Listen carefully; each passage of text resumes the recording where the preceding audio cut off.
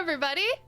Welcome to Rule D5 and our next one-shot, which you're seeing a lot of unfamiliar faces right now, and I'm so excited to introduce all of them to you. So, of course, I'm Erica Ondoin, and tonight we are going to be having Mika DM for us. So let's see. Let's start with Mika. Tell us all about you. Why are you here? Why did you choose to do this? I'm just kidding. All about me. Cool. Hi everyone, I'm your DM or Dungeon Mika. I am DMing this session because it's just my turn to DM. I love DMing. It's true. Um, oh gosh, I don't know. My pronouns are he, him. I'm Oh shoot, about I to didn't add play that to your very thing. many characters, and you can find me at Goggleboy on Twitter. The only thing I have to plug is Roll D5. Yay us! And I'm Ah, so sorry, Mika, I forgot to add your pronouns into the thing. I'll do that right now. you're fine.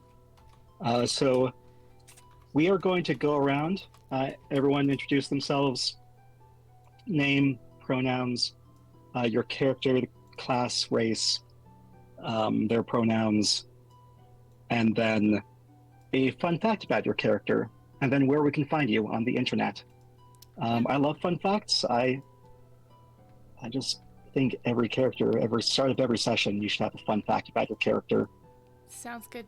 Do you want me to go first, as an example for everybody? Yes, let's start with you, Erica. Okay, so my character, she's gonna be coming up here soon.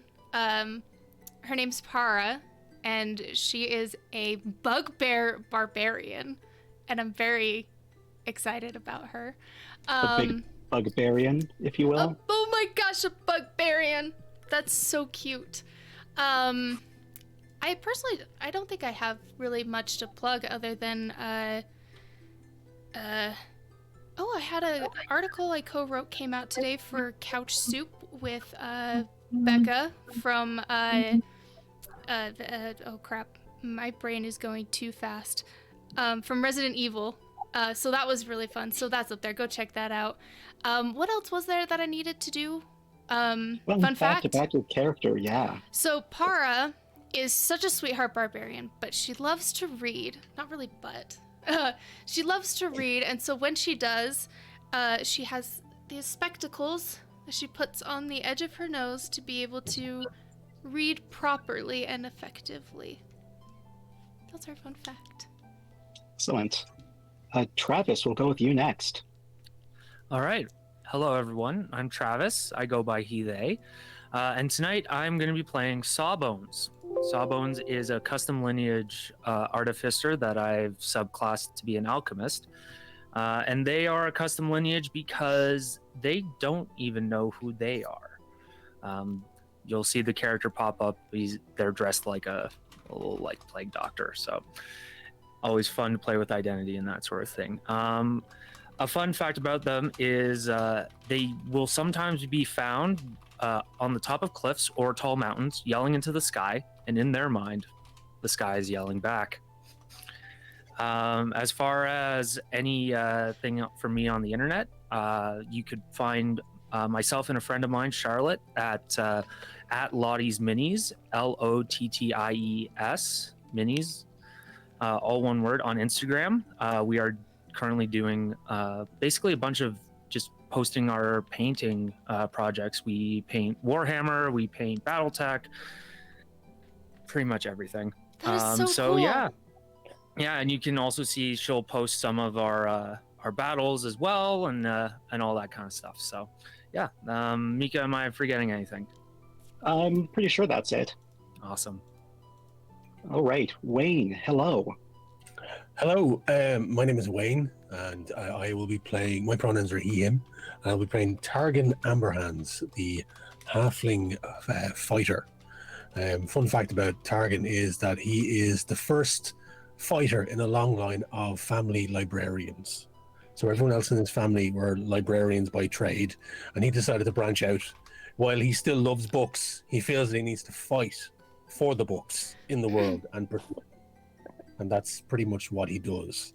Where you can find me on the internet, there's a couple of places. I am a DM for another D&D campaign, a Spelljammer campaign that's currently taking place for the Irish Pubcast, which is a podcast that I'm one of the hosts on. You can find that where all podcasts are available, and also on YouTube. So if you can search for the Irish Pubcast, or the D&D campaign is called Sorcery and Shenanigans, is what the actual D&D campaign is called. You can also find me on roguecomicsireland.com, because I'm a comic book writer and colorist.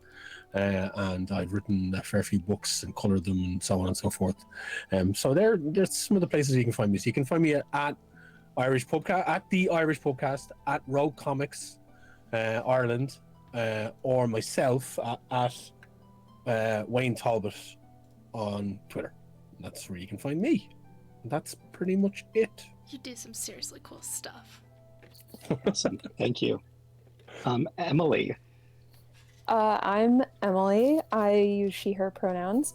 Today I'm going to be playing Elf, who's a gnome fighter. Fun fact about Elf is that Elf is a storybook character. So Elf has lived her life going from perhaps familiar fairy tale to familiar fairy tale. And therefore Elf does not enjoy reading. Elf thinks that it's spoilers for her life and will not be doing that. So all her familiarity with books comes from having gone on adventures through different books. Elf is she, they pronouns as well. Awesome. Thank you. The reason why books are being brought up so much is this is a Candlekeep mystery, and everyone here is part of a book club. Well, almost everyone. We have a guardian of the books. So this book club has decided to take a little book vacation at Candlekeep. The library faces this kind of city-state. And currently you're in the depths of this back room of one of the towers looking for some sort of cool, obscure book that your club can read because you're a little bit hipster like that. And one of you finds this green book. It is bound in soft green leather. It's about 8 inches wide, 14 inches tall, set with golden clasps. It gives up this unmistakable scent of lilies, actually, and there's an oval mirror on the front. Sawbones, we'll say that you're the one who has found this. What do you do with the book? All right, so I will. I've found this book, and I imagine Sawbones very much got involved in this book club because they heard that there was wine and snacks, and they're very fond of wine and snacks. And so they have a glass of wine in one hand and the book in the other. And it was their turn to pick the book that the book club would read. And generally, they tend to get thrown out of libraries within 5 minutes because of, again, the aforementioned tends to yell at Sky. So I look at this book and go, perhaps this will speak to us. And I head back to where everyone is gathered.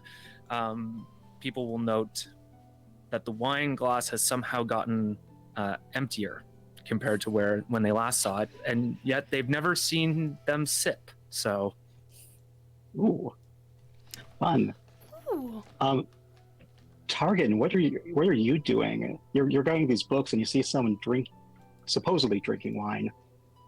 Targan kind of approaches like quietly, because it is the library after all, and kind of weaves his way in between the chairs towards the table where the group are sitting, and notices the accoutrements and the wine and the glasses, and he's like, sorry, you do know you're not allowed drinking here. It's like a library. You're meant to keep the books nice and clean. I'm not giving the books food and wine. That is for me. Right, but you may spill it, so you need to keep it away from the books, if you know what I mean. I've never had a problem spilling. Right. I'm just gonna stay right here and keep an eye on you, because my job, and you notice as you take in Targan's kind of attire, he has leather armor on and a green cloak over his back and a shield strapped around it. But the leather armor has intricate details of what looks like an open book with pages flittering out of it, and they kind of cascade up over his shoulders. So books seem to be like a central theme in his attire. And the braces he has on as well look like scrolls that have been wrapped around his arms. And it's kind of strange because there are other librarians around, but none of them are dressed in the attire that he is dressed in. He seems to be a very bespoke individual compared to the general cloaked librarians that are around this place. But he seems very forthright about protecting these books that you've picked up. DM, would I see the particular book that they've chosen? Go ahead and roll perception for me. Okay. It is a natural 17 with a +1, so an 18. Yes. So My D20's missing. your character's kind of been at Candlekeep for a while.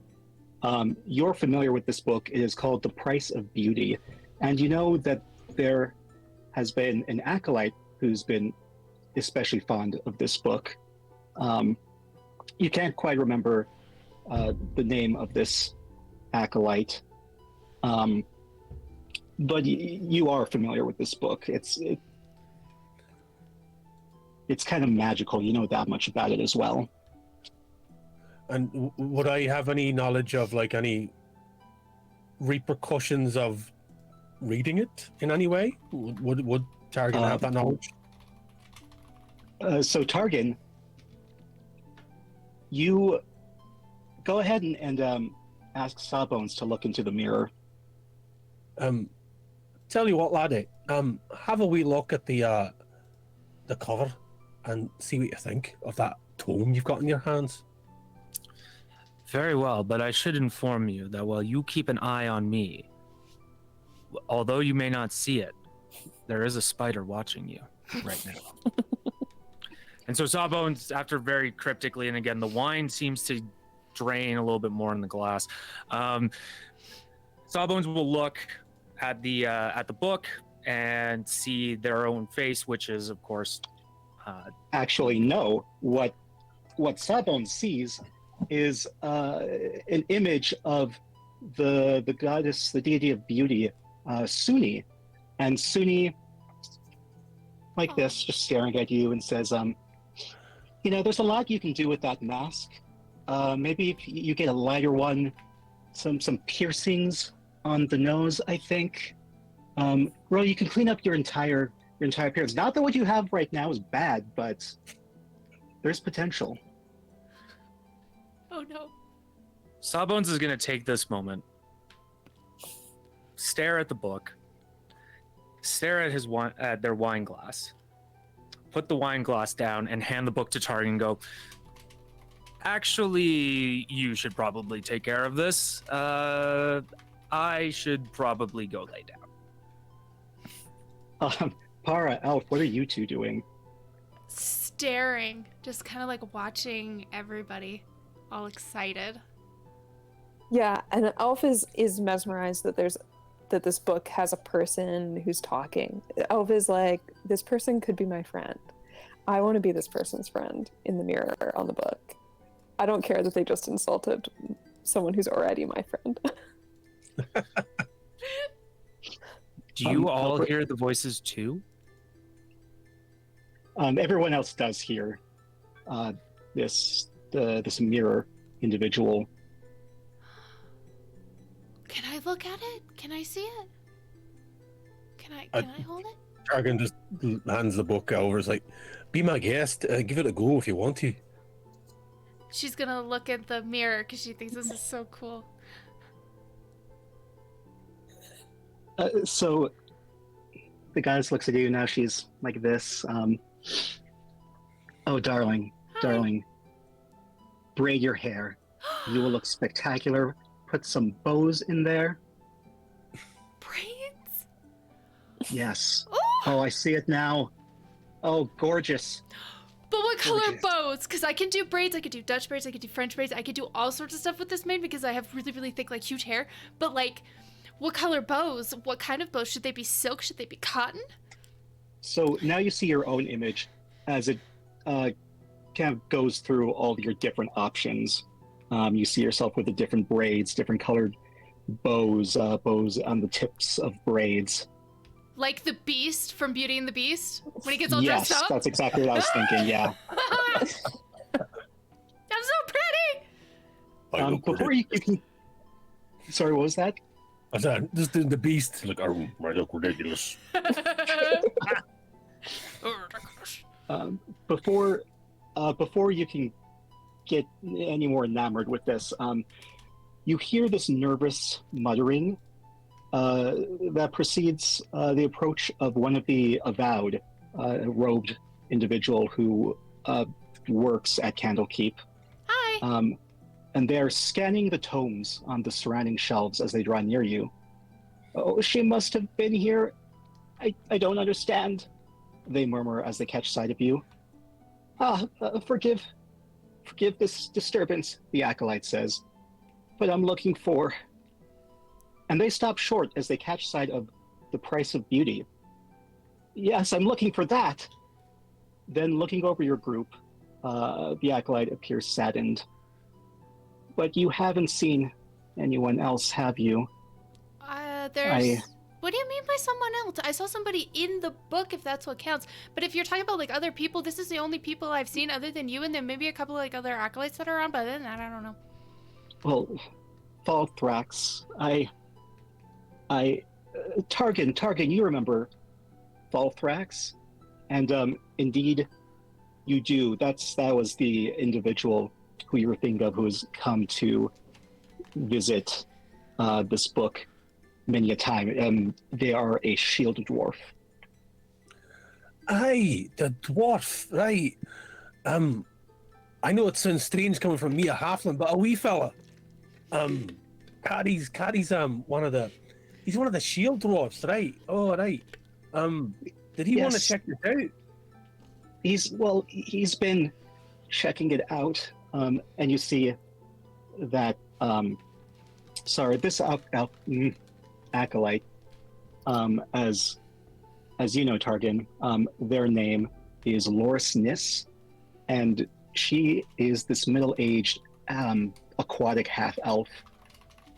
And so middle-aged means she's about 400 years old. I just lost my train of thought. Yeah, so you are familiar with Loris as well. Loris is good friends with Falthrax. I'm wondering where they are. You're looking for them? Because I mean, I've been doing my patrols around the stacks, and I came around and found these people here.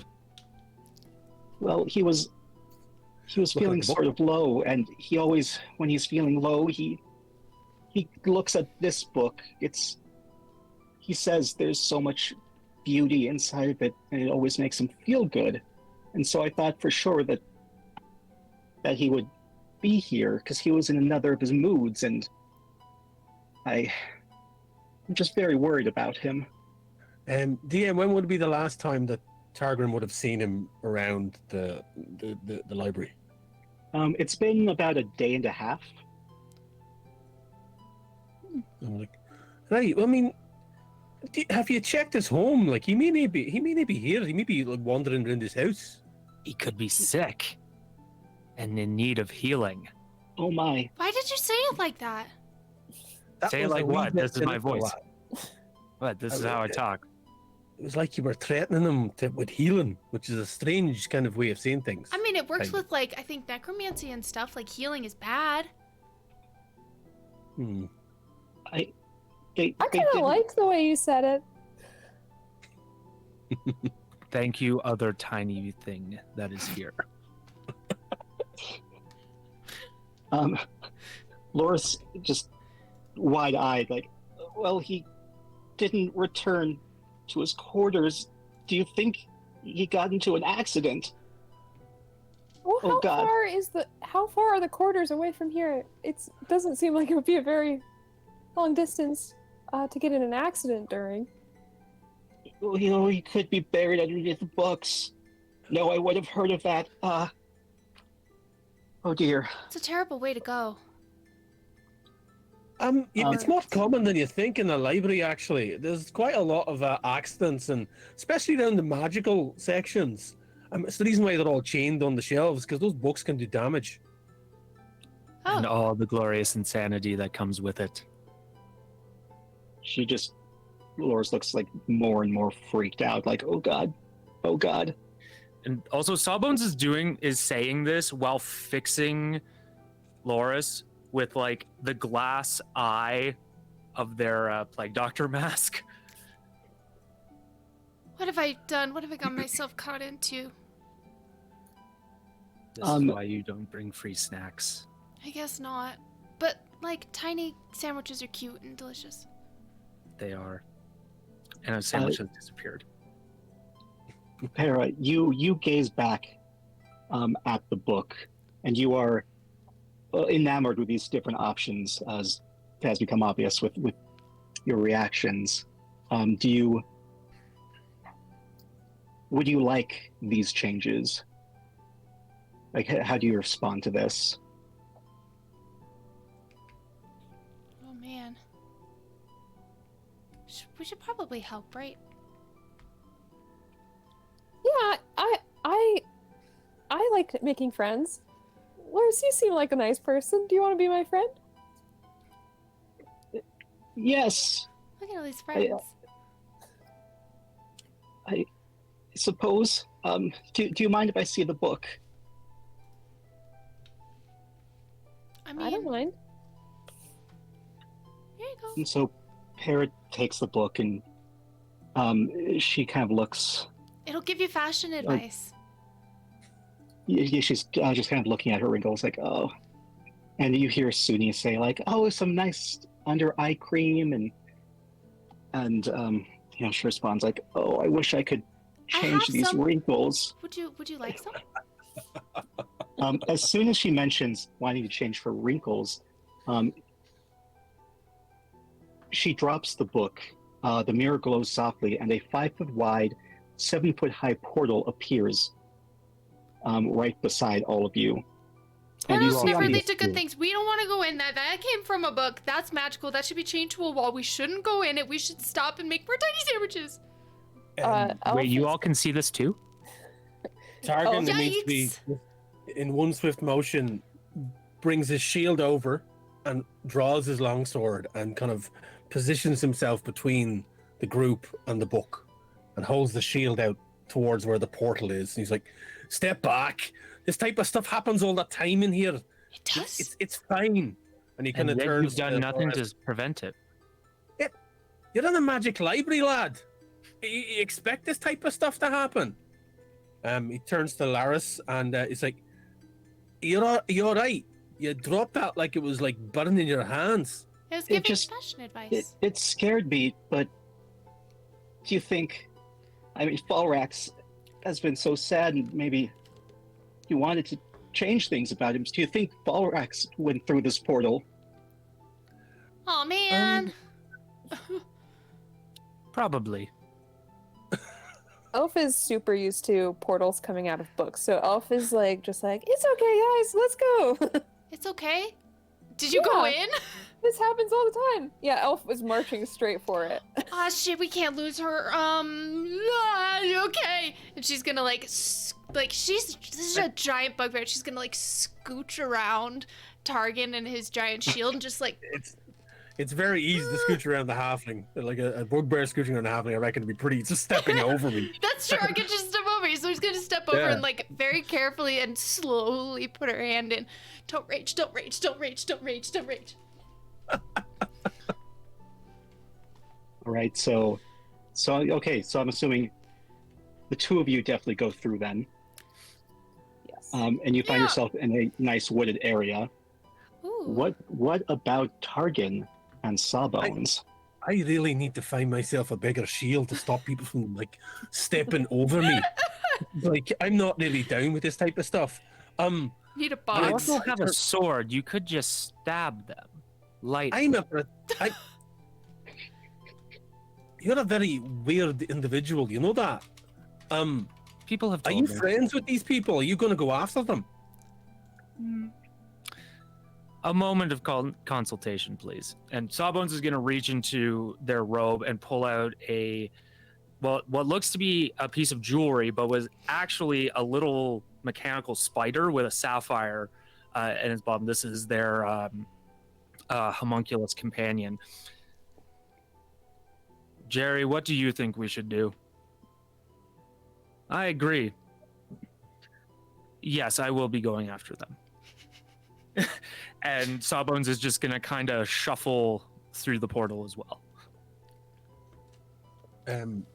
Targan is going to look at Laris and be like, do you really think he's in there?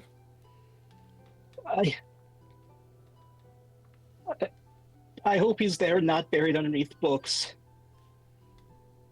6 of one, half a dozen of the other. Right, I tell you what, you stay here. If this closes behind me, you know how to open it again and bring us back in some way. Okay. I'll give you a few hours before I open the portal again. Yeah, I suppose. I didn't know where it's going. So, I mean, this place could be, like, full of beasties that we have to fight. So, I'll just stay here then. aye, maybe tell the head acolyte or one of the stackers in like, I'll be back, and I target the steps through the portal. I'll do. Okay. And you all see yourselves on a nice woodland trail now. The portal's still open behind you for now. Off in the distance, you see a tower. Actually, a quarter mile really isn't too far. You kind of above the trees, you see this a tower, this a temple, and you feel the wind blowing you, like this light breeze kind of blowing you towards it. This feels nice in my fur.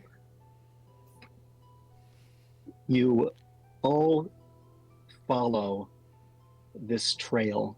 This temple seems to be the only thing nearby, so it seems like the logical place to go to first.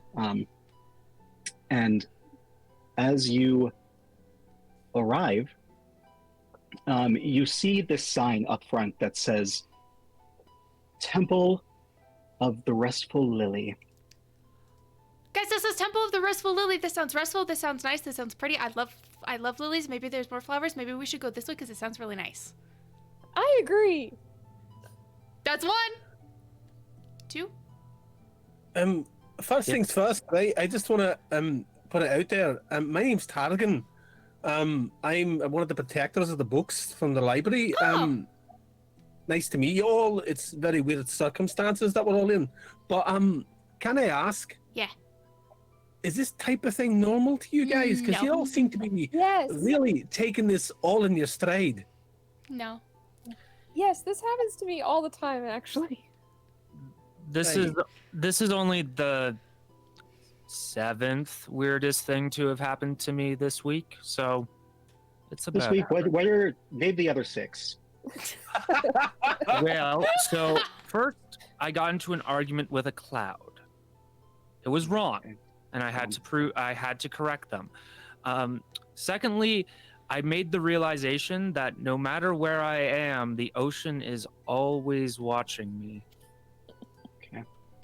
3, a sparrow landed on my shoulder and tried to eat Jerry.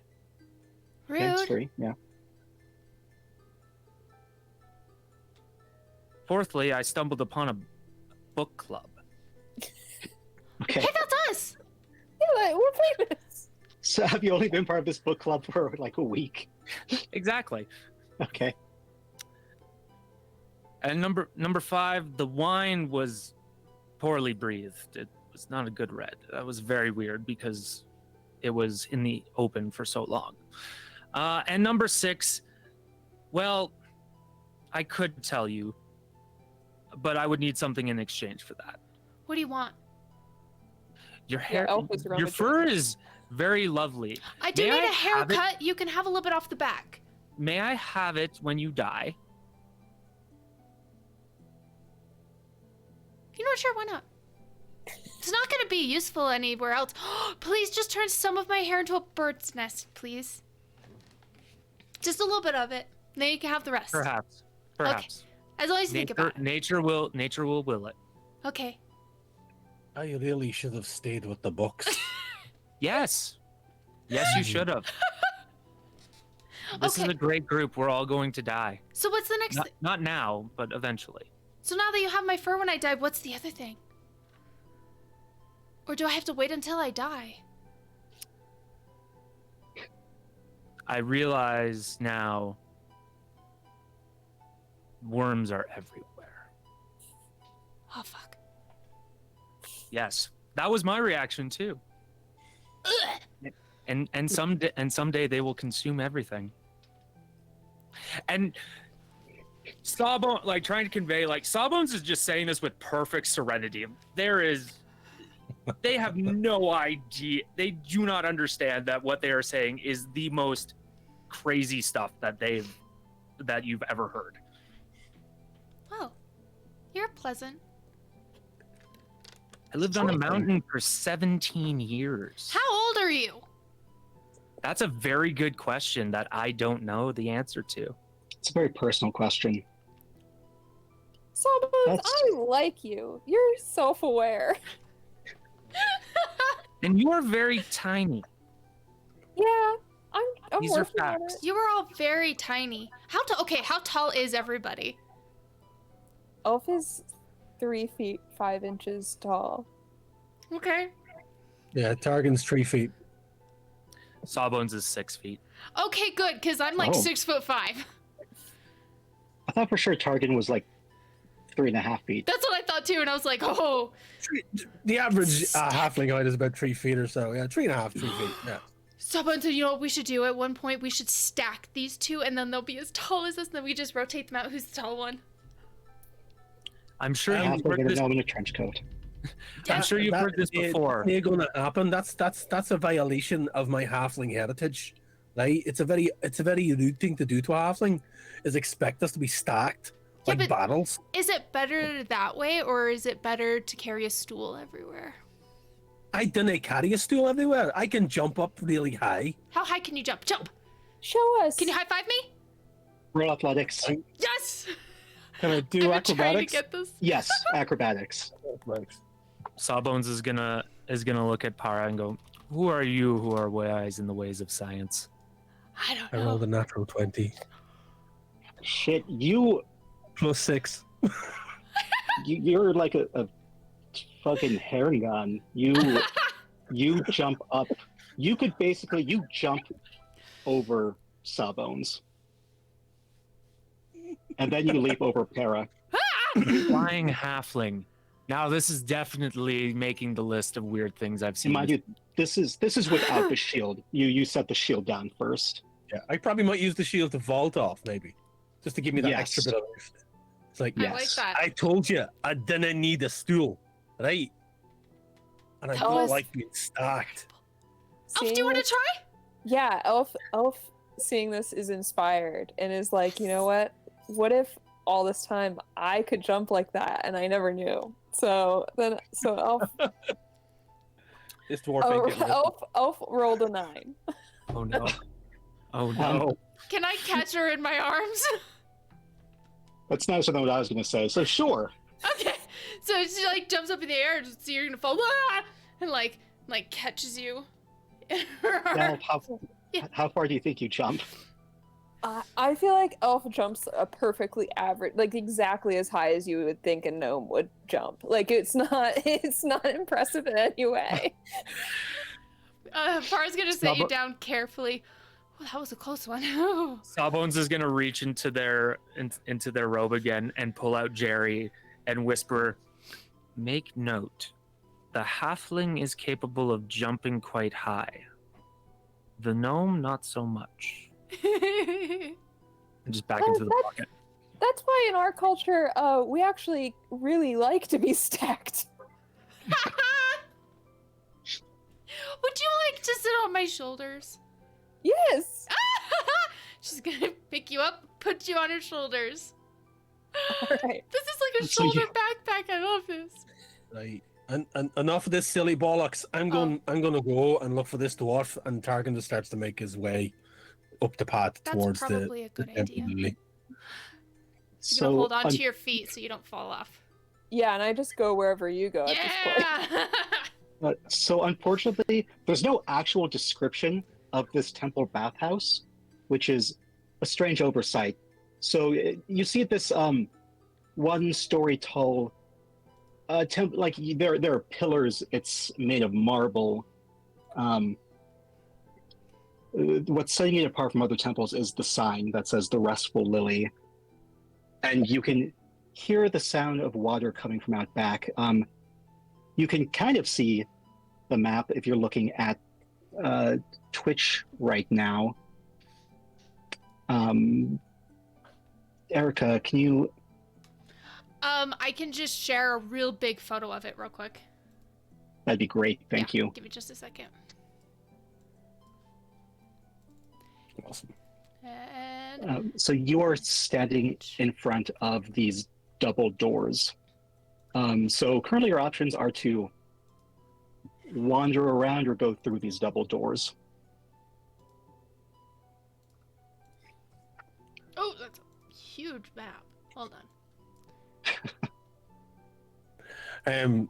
Targan is going to just start looking around, just trying to see any signs of tracks or any signs of like that would even give an idea that the dwarf was here, like, you know, beard shavings or something. I don't know, the dwarfish things that you would look for. There's a map. Go ahead.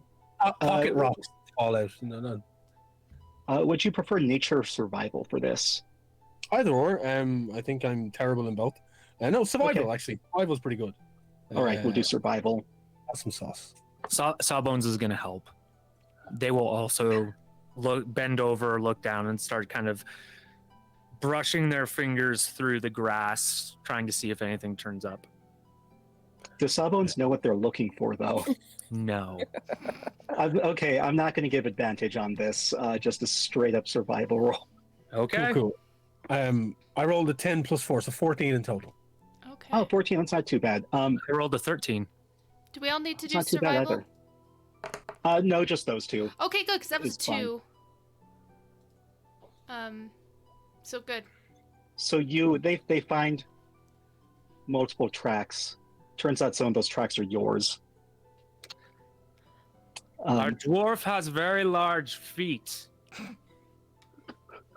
But also with that, Targan, you happen to you think you recognize the boot prints. That these boots look like the boots that all acolytes are required to wear. You can't be 100% sure, but you kind of get the idea that this is. And again, granted, like there's a decent amount of footprints in the area, but you're pretty sure.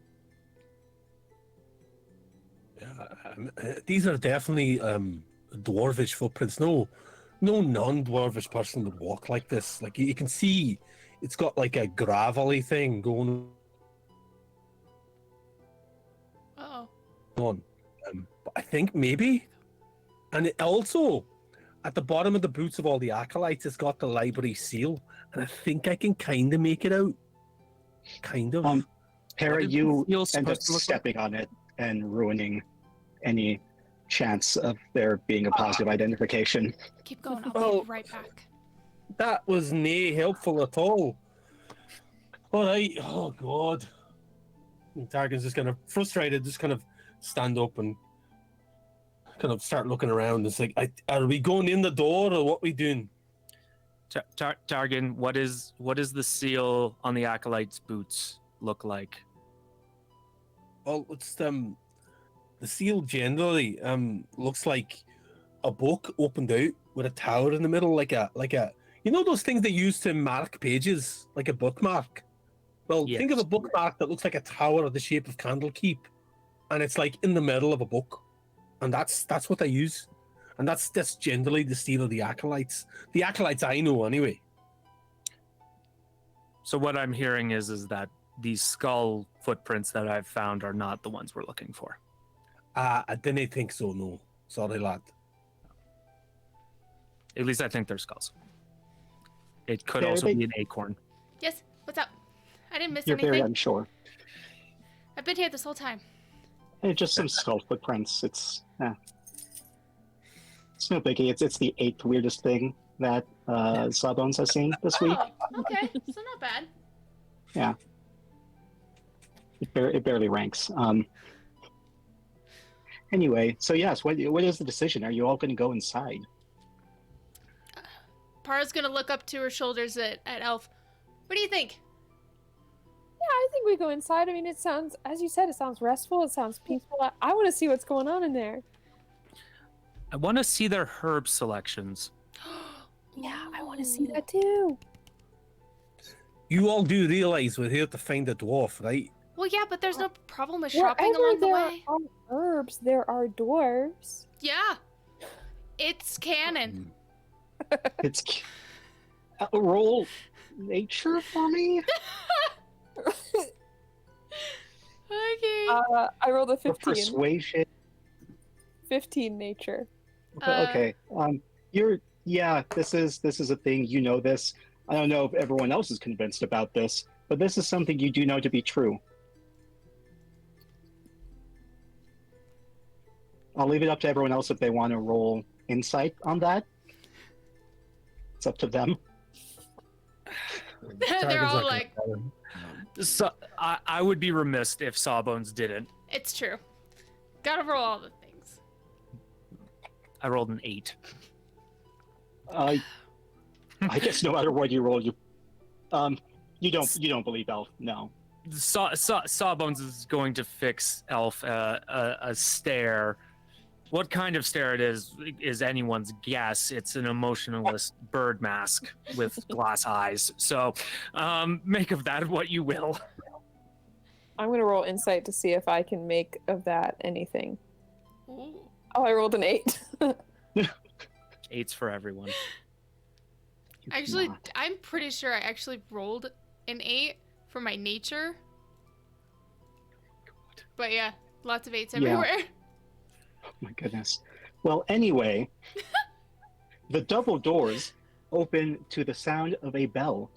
Beyond the doors is a large lobby, the air heavy with the scent of fresh lilies.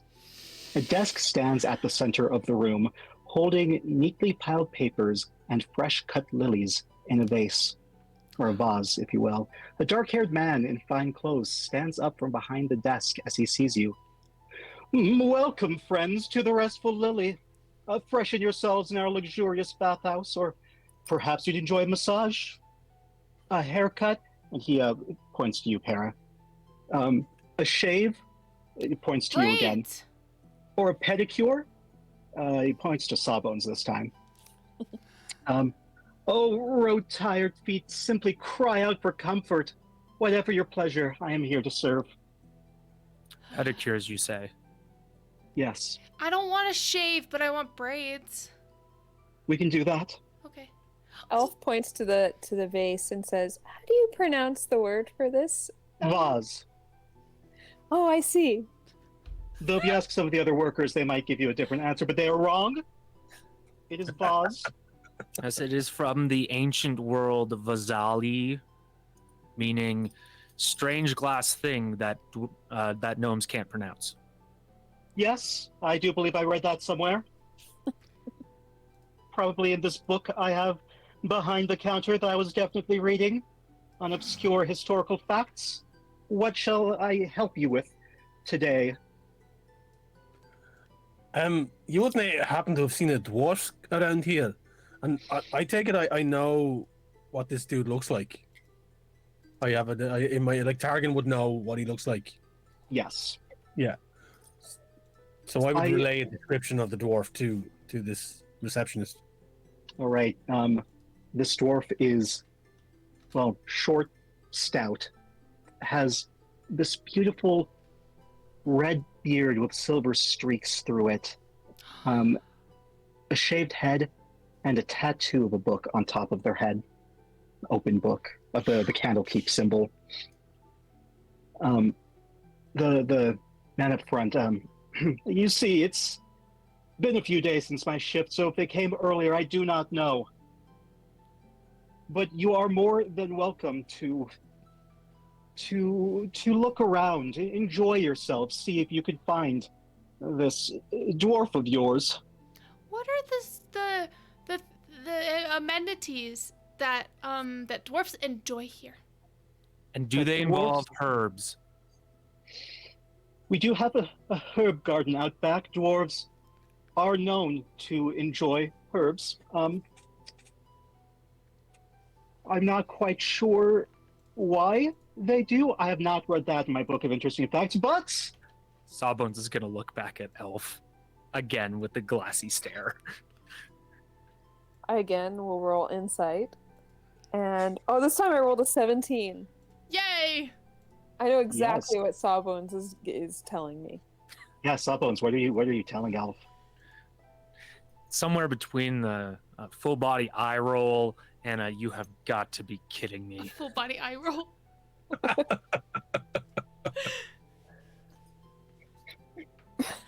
Targan, aren't you a dwarf?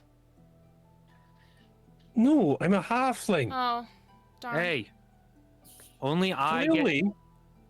You're How's it just looking covered in racist? so much armor. There is room for only one socially inept weirdo in this group, and I am pretty sure Jerry has that locked down. I'm so sorry, Jerry. I'll be more good. Little friends like that get in for free.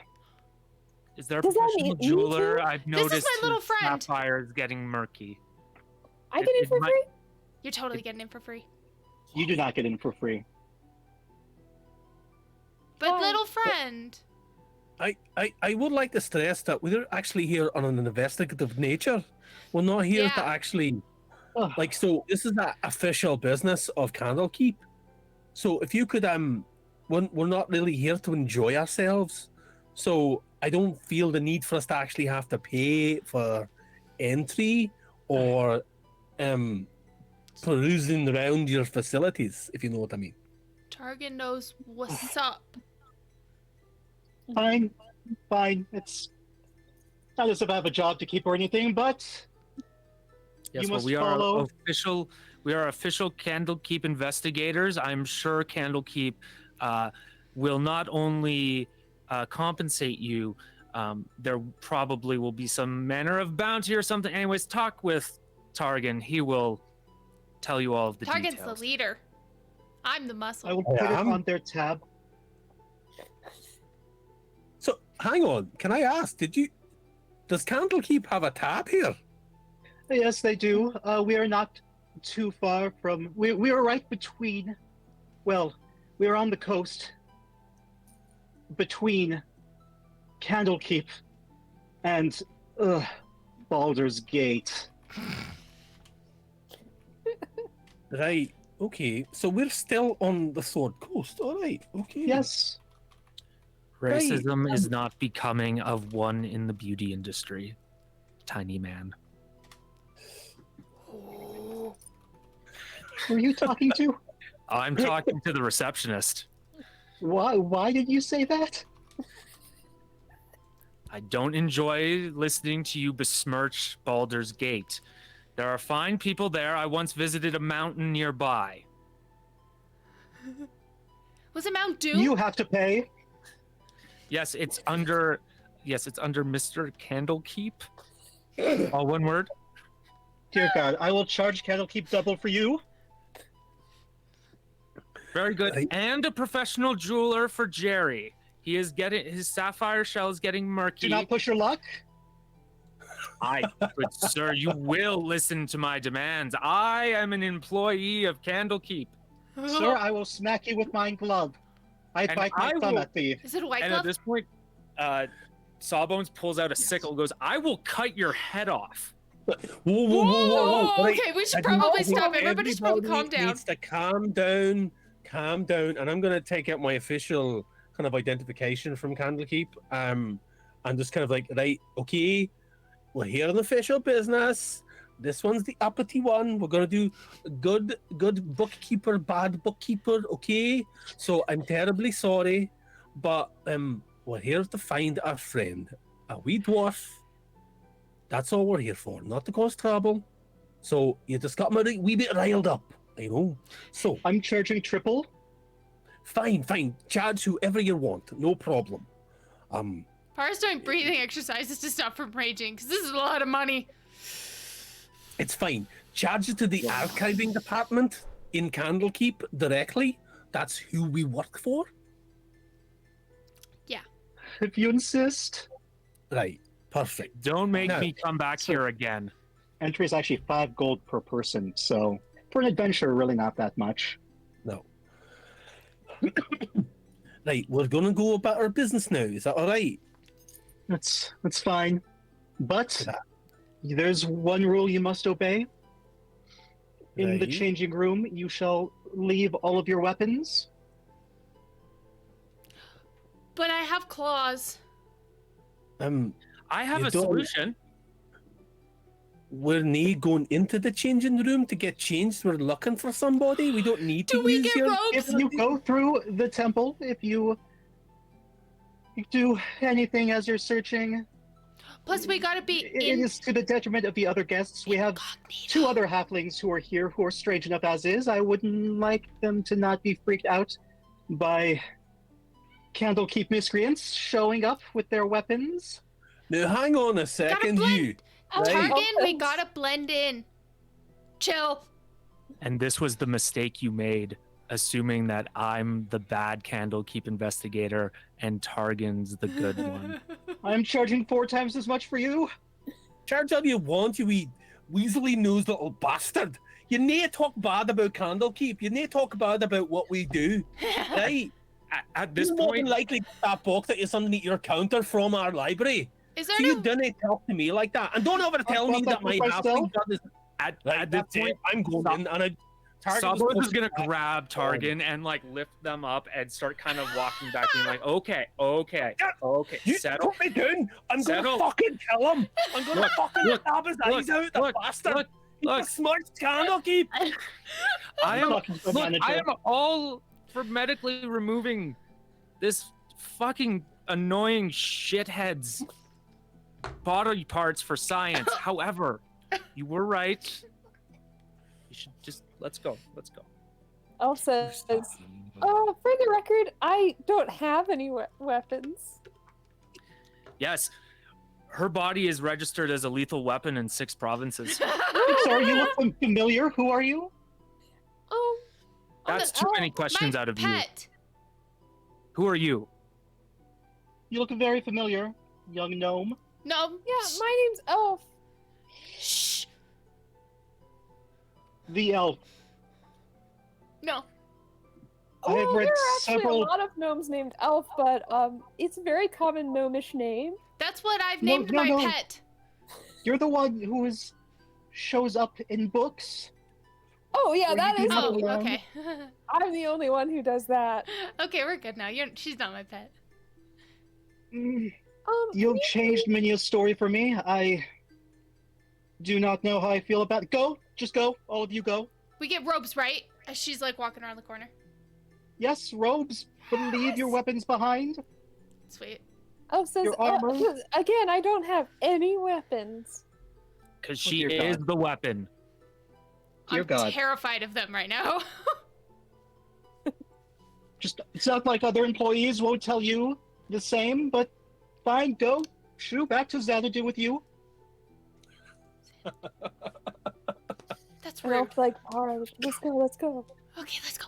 Let's go get the robes. You've put up as Sawbones is like carrying Targan kind of like slung under one arm. They'll just kind of point at the receptionist, be like, "Look, you're getting a because of everything you've already caused, you're getting a pass. But if I have to come back here, I'm sicking the Targan on you, and then I will do fucking things with your you. corpse, science things." And I walk The away. science is neat. It's more than neat. It's interesting. It's more than meets the eye. Do we really have to? Do we like? I mean, have we been given a pass to go and not leave our shit? No, you have to leave your shit still. And Ah! so okay, so it's just our weapons. Oh, your weapons, your armor. You're putting on nice fluffy robes. Can I just put the I fluffy mean, you can robe- try and sneak some weapons into your robes if you would like. I would yeah, you like would need to to do that. sleight of hand. Okay. Sleight of hand. I can do So would my shield be considered a weapon in any way? I guess not. It's part of your armor, but you know what? Dargan doesn't give a damn, so you get to wear your shield proudly. Okay. I'm gonna roll. I'm gonna try and hide Frankly. a dagger and a light crossbow and some bolts in my robes. If that's okay. Yes. Okay. Elf, what are you trying to hide? I'm trying to hide my morning star in my in my rooms. Is it? I rolled a 10. It's very obviously popping out from the front. Why would I put it in the front where the seam is? I don't know. I didn't roll much better. I rolled a 12. The dagger, you get the dagger hidden. Okay. Sawbones is going to attempt to. We're going to try to smuggle in the sickle. We're not taking off any clothes, though. We're just putting the robe over top of the clothes that we're already wearing. All right. I was hoping it was gonna be That's like a 15. walking around in like just your underwear and a helmet. That's Oh, what it I was- was hoping for. It was totally going to be Sawbones just still wore their mask, just never takes the mask off. I love it. 15. Do you have anything other than a sickle by chance? I have a dagger, a crossbow, I have a herbalism kit, and also So the of course, dagger for Gary. sure.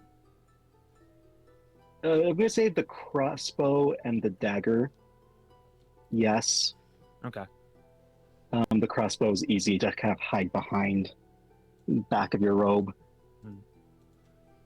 The sickle not so much since I threatened the reception. No, Nah. no, that would cut through the robe. They know that sickle by sight. They Got do. a sickle in your pocket, or you're just happy to see it? It's a sickle. Oh God, Erica, Tara. Para's not trying to hide anything because she's got huge claws. So, not even trying. Oh, Alright. by the way, Para, was it? Those claws are also part of the deal, just so you know. But The deal they're about the not fur. fur. They are part of the deal. Okay. All right, we have I will protect all of you. Don't worry. Okay. so much more to get through. Sorry. Can you breathe? No, I'm loving all this role playing. This is fantastic. We're back in 2 seconds. He has to like take stuff out. You're good. So, Mika's over Erica, there like is- can't do that, can't do that, can't do that. They talk too much. No, this entirely depends on what y'all do. It's not the easiest to railroad this particular one. Nice. Let's try harder, guys. Yeah. We're not quite at the halfway point, so we're good. Elf, are you still on my are you able- shoulders? Oh yes, I don't think I've gotten down. Okay. I don't know how I got changed into. I probably a robe put you that way, down but- and then put you back. Yeah. I think that's right. Can you bring up the map, Erica? Yes. Is it going to be just on Twitch, or can you bring it up for us? Actually, let me post it in Discord for you guys to see. Oh, excellent. Give me just a second. Yeah, because the map is kind of up for everybody, so this will be easier for us to see that way. Awesome. Thank you. You're While welcome. you do that, so the changing rooms. It's a corridor beyond the lobby that runs between 2 rows of curtained cubicles where guests can change out of traveling clothes and armor. Each cubicle contains a wooden stool, 2 white robes hanging on hooks, and a large wooden trunk with a lock. And that trunk is where you will supposedly be placing your items. You each have a numbered key that corresponds with a box. Do we have to remember Now- this number? No, Okay, it's not going to be that good. important. Excellent. So here's the map. So if you're looking at the map, if I can make that bigger for myself, I cannot. That's fine. I have it here. Zoom tight. So as you can see on the map, you're kind of free to go wherever you want at this point. You can go straight ahead to T5, the pool. You can The Can't herb go back garden. down. Hidden to T4. It looks like T4 is, yes, where the garden is. Yeah, that's where we want to go. Mm-hmm. They said that's where the dwarves like to be. Yes, you see the man up front just pointing, holding up a sign saying herbs. Because he refuses to speak to you now, Excellent. out of spite. Oh, sawbones. Bones Target of is just like at a distance as he's strapping his shield over the robe that he's wearing. The shield is going over the kind of over his shoulders at his back, and he just turns around and sees the guy holding. He's like,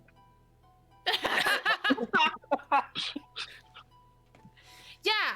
He flips over the sign, has 2 middle fingers. Perfect. This happens a lot when he needs to use the herbs sign. The elephant. Apparently. It's so common. He's got to have it on the back of his sign. Yeah. Oh god. Jeez, so the garden. An Uh, iron fence overgrown with ivy surrounds the small garden. An earthen path weaves between a scattering of trees, flower bushes, and stone benches. Various iron weights, wooden poles, and heavy sacks are strewn about the place. And you see this elf who she's a very athletic sun elf. She's wearing kind of those athletic short shorts, a tank top, and giant blonde hair. She looks kind of like a drag queen, actually. Beauty tips. And- Sorry, that was an intrusive thought You going see- out of my mouth. And you see an awakened tree, just a giant moving tree by her, as it like looks down on these 2 halflings who are breathing heavily, like kind of clutching sore muscles. And you see this elf saying, "Oh, darling, good work, nice try. You did your best. So adorable." Doing Elf what? raises her hand. Yeah. There are people in need. I must go. Sawbones is just gonna like sprint over to the 2 halflings and do cure wounds because they are convinced they are dying. All right, yeah, mark that spell slot. As you do that, the halflings look at themselves. Like, "Oh, thanks. Thank you." And they, you can see that this elf does not look pleased with you, but the 2 halflings, look at the elf, sun elf, and say, "Thank you, Azirsa. We will be on our way." They get back up. Before Thank you go, Thanks. Nope, we're gone. Bye. nope. Oh, okay. Well, I was gonna tell them that one of them was cured of bowel cancer that they would have discovered next week, but okay. All right. Well, it's all good. That's in the past. The past is the past. All right. Hi. What do y'all want? This is my. I can't nail down an accent for her. Do whatever you want. Go crazy. Y'all, this is my area. These are my workouts. I am one of the owners of this fine establishment, Ooh. along with my sisters, and I'm just in charge of workouts, and I was just getting them their fitness in. It's part of the package. We have no issue with fitness. Is it a big Oh, then would package? you like to participate? They were hurt. Yes. If you can make it through my exercises, I'll give you a little something. Will you answer our darling. questions? If you do my workouts first. Target, looking go do for- the exercises. We're looking for a dwarf. Right. He is slightly taller Exercises than first. that one, Exercises and first. more taller than that one. Okay. Elf starts stretching. I'm gonna lift you up, Excellent. put you down next to me, and not step on you. So Hey, you see that Azirsa just kind of points at you, Elf, and she's got this smug smile, like, "Sure, darling, you got this, sure." Leave my friend alone. Targan's gonna kind of stretch and get himself. Like, let's do this, I suppose. Come on. Fucking. All right. just like- The first test, squats. You must perform 3 sets of continuous squats. The squats get harder and harder as you go. That's what she said. Sorry. We're just gonna blow past that. Yeah, good idea. Nope, we are reveling Okay. in that moment of silence. No! F in the chat. It's my favorite. For- It's Everyone who had to hear that. Okay, so we're back. So, the Sun Elf blows her whistle. It's time for y'all to do squats. I need you to make an athletic check. okay. Anyone who's participating. Oh yeah. Sorry, a constitution check. No, I have a +6 in athletics. Okay. Constitution? Oh, Yes, man. Constitution. 18. I got an 8. I got Another a 12. 8. Got a 19. Look at us Okay, so go. everyone who got lower than a 10, you're already falling behind on these sets. You're a bit winded. For you, Sawbones, probably because you're still wearing your whole getup under a robe. That's Which includes scale mail too, by the way. Yeah. So you should roll a disadvantage. Yeah. Well, actually, the next set you will be rolling a disadvantage if you got lower than a 10. I love Okay. people rolling at disadvantage. So roll once again. So it seems that Jesus, I keep forgetting Targan's name. Think So- got an 8. target. I got an 8 again. but So Targan, Elf, you two are doing just fine. The two little ones. Good job. So go ahead, roll Constitution again. Okay. You need to beat a 13. I rolled So- an 8. I rolled an 8. With an 8, I also rolled an 8. with disadvantage. Oh, do I Elf, have what did you roll? disadvantage? I rolled an Yes. 8. Yes. Okay. Wait, yeah, what did you roll the first time, Erica? I rolled 18. Oh, okay, you do not have disadvantage, but you did fail this time. I should roll again, not knowing what I was rolling for. Oh boy. So who beat a 13? You did, Elf did Technically, I not? got an 11, 7 plus 3, I got a but 16. I still failed. Good job, Targan. So everyone else, Targan's knocking this out of the park. A true guardian of books, very much in shape. Elf, you stumble because you're worried about your friends who aren't doing as well, and you're trying to help them even though you're not supposed to be. So roll one more Constitution check. You must beat a 16. I rolled a 17. 19! With disadvantage? No. Oh, do I have to do disadvantage? You're Oh, Yes. mean. Targan, what did you get? Not 20. Oh, I rolled a 15. I rolled an 8! I love this That dice. I love this dice. Oh, I just assumed that Sawbones stopped because Okay, yeah. but I will do something. I'm gonna do an acrobatics check. If I roll high, I'll tell you what. I love these things. No, you What need to tell problem? me what you're doing now. Oh, come on! All right, Sawbones is gonna stand up, fix this elf in the eye, and go, "There are other forms of fitness," and then attempt to do a handstand while flipping her off. Yes, you've got 2 more tasks. What did you get? I got a 7. You start to do this handstand, and there's a kind of, and then knocks your hand out, and you fall down.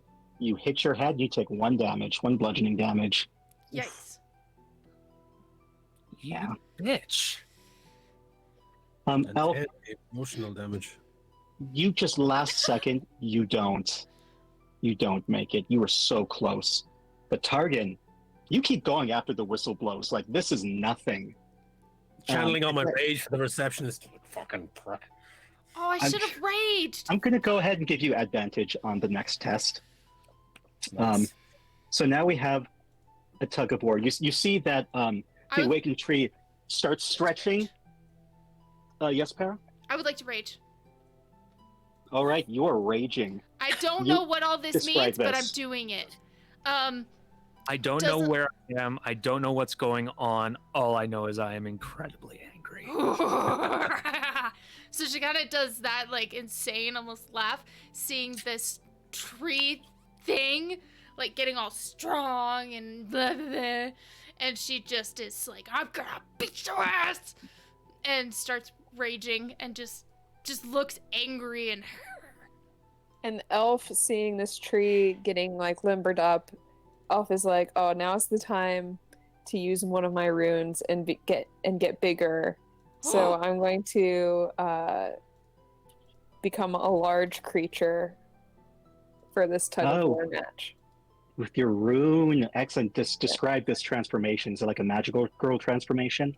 Yeah, it's a little bit like a magical girl transformation. So Elf wears this rune on like her gauntlets, and so she touches the rune, like, you know, like Sailor Moon, like, and then like sparkles happen, and then Elf is a large creature. Sawbones will look at I Elf love- and go, fascinating. Your muscle and skeletal system must be incredible. Have you considered donating your body to science should you die? If will you tell me a secret like you did, Paro? If I do, Yes. oh, okay, I will. I don't think Elf can die. And so Sawbones now is like holding onto this rope and like looks and is like, yes, I am happy. And now Sawbones has advantage. Okay, Wait, Why? really? What? That worked? sure. I guess because they got super excited about Yeah, the Sawbones, you're pumped up now. science. Do you all want to? You're all going to do tug of war together against this tree. The tree pulls a rope out of its hair, the branches, whips it on the ground, tosses the other end over to the four of you. why is this attractive? Go on. Continue. It's a very lovely shaped tree. Got wood. Yeah, it's got wood. Oh my god. Fine. Moment of silence. F in the chat. Thank you, we're back. So I'm going to need all of you together to make an athletics check, and the majority of you need to meet or beat a 16. Sawbones, Target, you two have advantage on your rolls. Elf, do you have advantage because of your larger size? I do, because it's a strength check, so I have advantage as well. So All right, do I Impala, have you're advantage raging. too as well because I'm raged? Can I do strength? Should it be because it's strength? Yeah, so go ahead and say yes. So you all have advantage on this then. Yes. So you're all Nice. powered up like Super Saiyan here. Roll I got athletics. Exactly 16. Exactly 16. I got a 15. Ooh. I got a 20. Ooh! I got a net one. Wait, no, you have Ooh. advantage. Oh, advantage shit. Yeah, you have so advantage. That doesn't matter because it was a 10. Oh no, that does matter. You would have that one would have counted as two fails. Raging sucks. It gets So- so angry, you like pull so hard, it like burns Sawbones' hands. And they're just like, ow! Hey! I'm sorry. So you must Elf, you said you got a 20? Yeah, A it's natural? not natural. Yeah. Dirty 20. Okay. You two, the four of you are at a standstill. The rope doesn't go anywhere, and so the rope slackens, and you go through this again. Elf, I'm guessing Elf and Paris still have advantage. So all of you pull one more time. Okay. The tree is pulling with all of its might, trying to yank all of you over to it. I rolled an 11. 24. Yes. 13. 18. You know what? I don't like. I'm having real. I should be rolling my real dice. Is what I should be doing. I will let you roll your real dice if you want. Okay.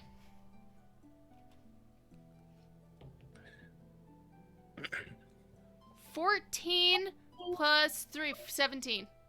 Okay, so what did everyone get? 17? 11. Travis? Oh, okay. 18. I got 18. 24. How do you beat this tree? I'm gonna snap him in half. Oh, Jesus Christ.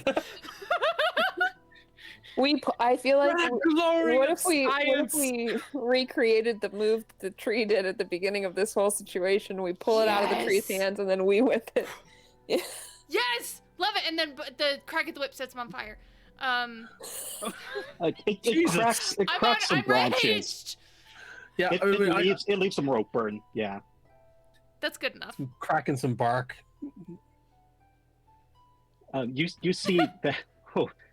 Oh, this tree is not happy, and Azirsa is especially not happy. She blows her gum, pop. All right, y'all have one more test. Chain skipping. So just to And be what- clear, this is the only color it comes in. What comes in? Your attitude. Oh, Bitch, I'm ready. And you see that once the tree gets a hold of itself, it pulls a chain out from its branches, whips the chain, tosses it over to Nika, Zirsa. stop! They've got 2 chains. It's time to double dutch. oh, Jesus. This is not like any other spot I've been to. There are no chains there. I need you all to roll acrobatics checks. You're all going in at Acrobatics. once for this double dutch. Okay.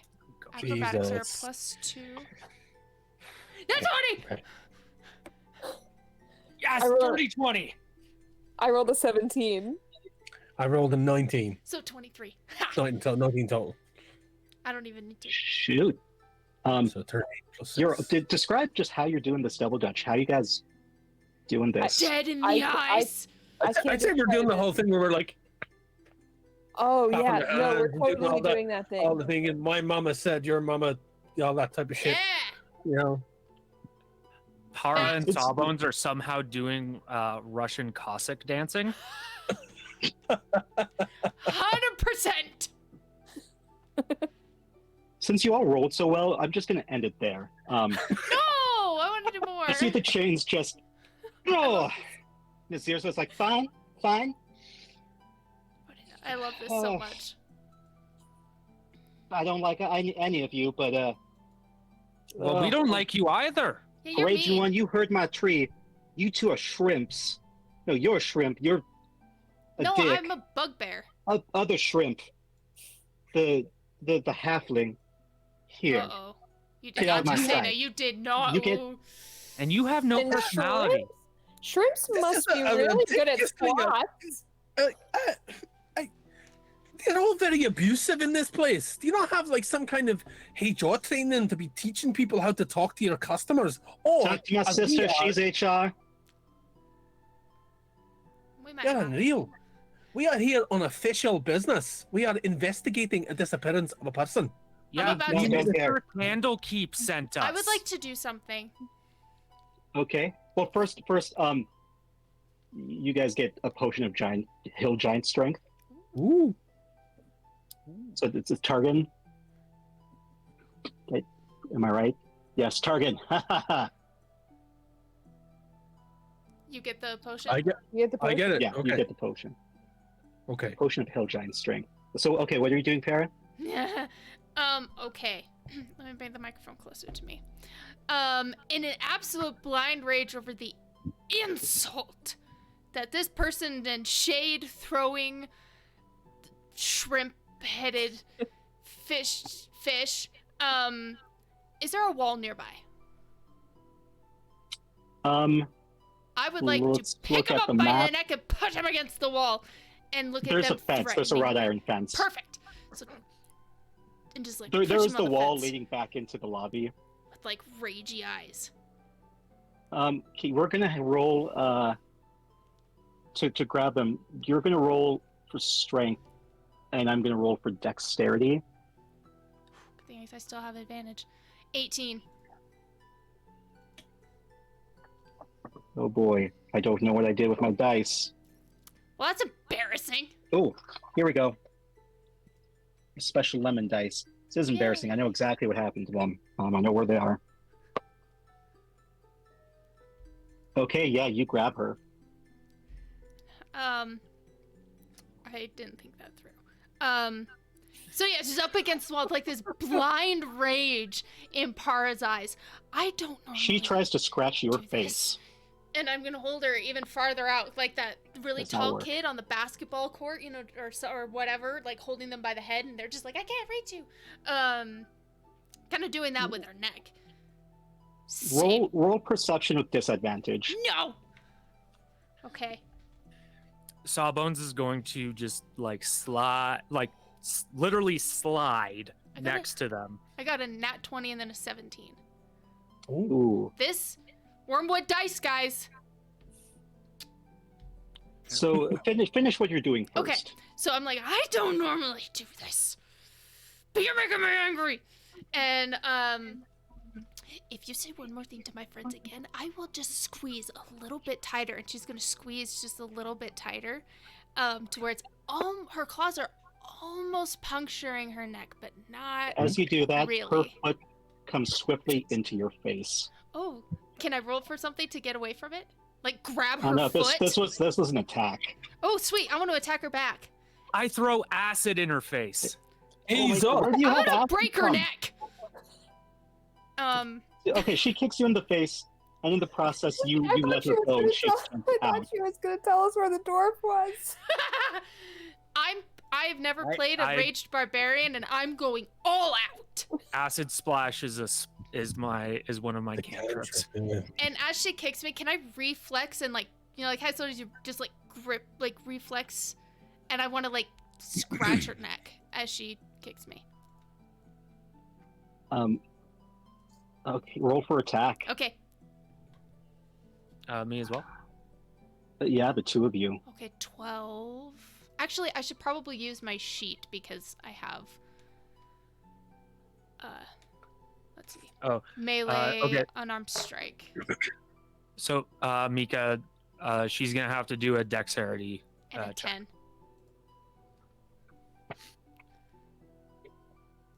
Okay, she passes the. I'm assuming she passed. She got 19. Yeah, it's a 15. All right. So what happens there? Oh, just it misses. Or actually, let me double check on that. Sorry. No. Target must succeed on a dexterity saving throw or take acid damage. Okay, so it misses. Because it's like Okay. I hurl a bauble. And it turns out this was all a dream, and it was just a rage nightmare. Nope. Rage so hard. Kidding, You- I'm kidding. I need you to roll actually a wisdom saving throw. Okay. Me as well. No, just para. 11. All right.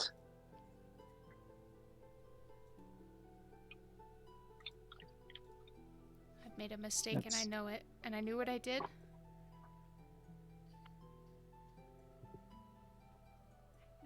It's okay. Well, Okay, you Today take is 9 tomorrow's points of yesterday. psychic damage as you hear these whispers in your mind How much? saying you're not 9. Okay. You're not good enough to be here. You're so weak. Your rage is pathetic. Let them go. Go. Be gone. Be gone. Be gone. I feel like this would just make her angrier. Oh, it is. I feel like while this is happening, Elf is just like getting to know Targan. It's like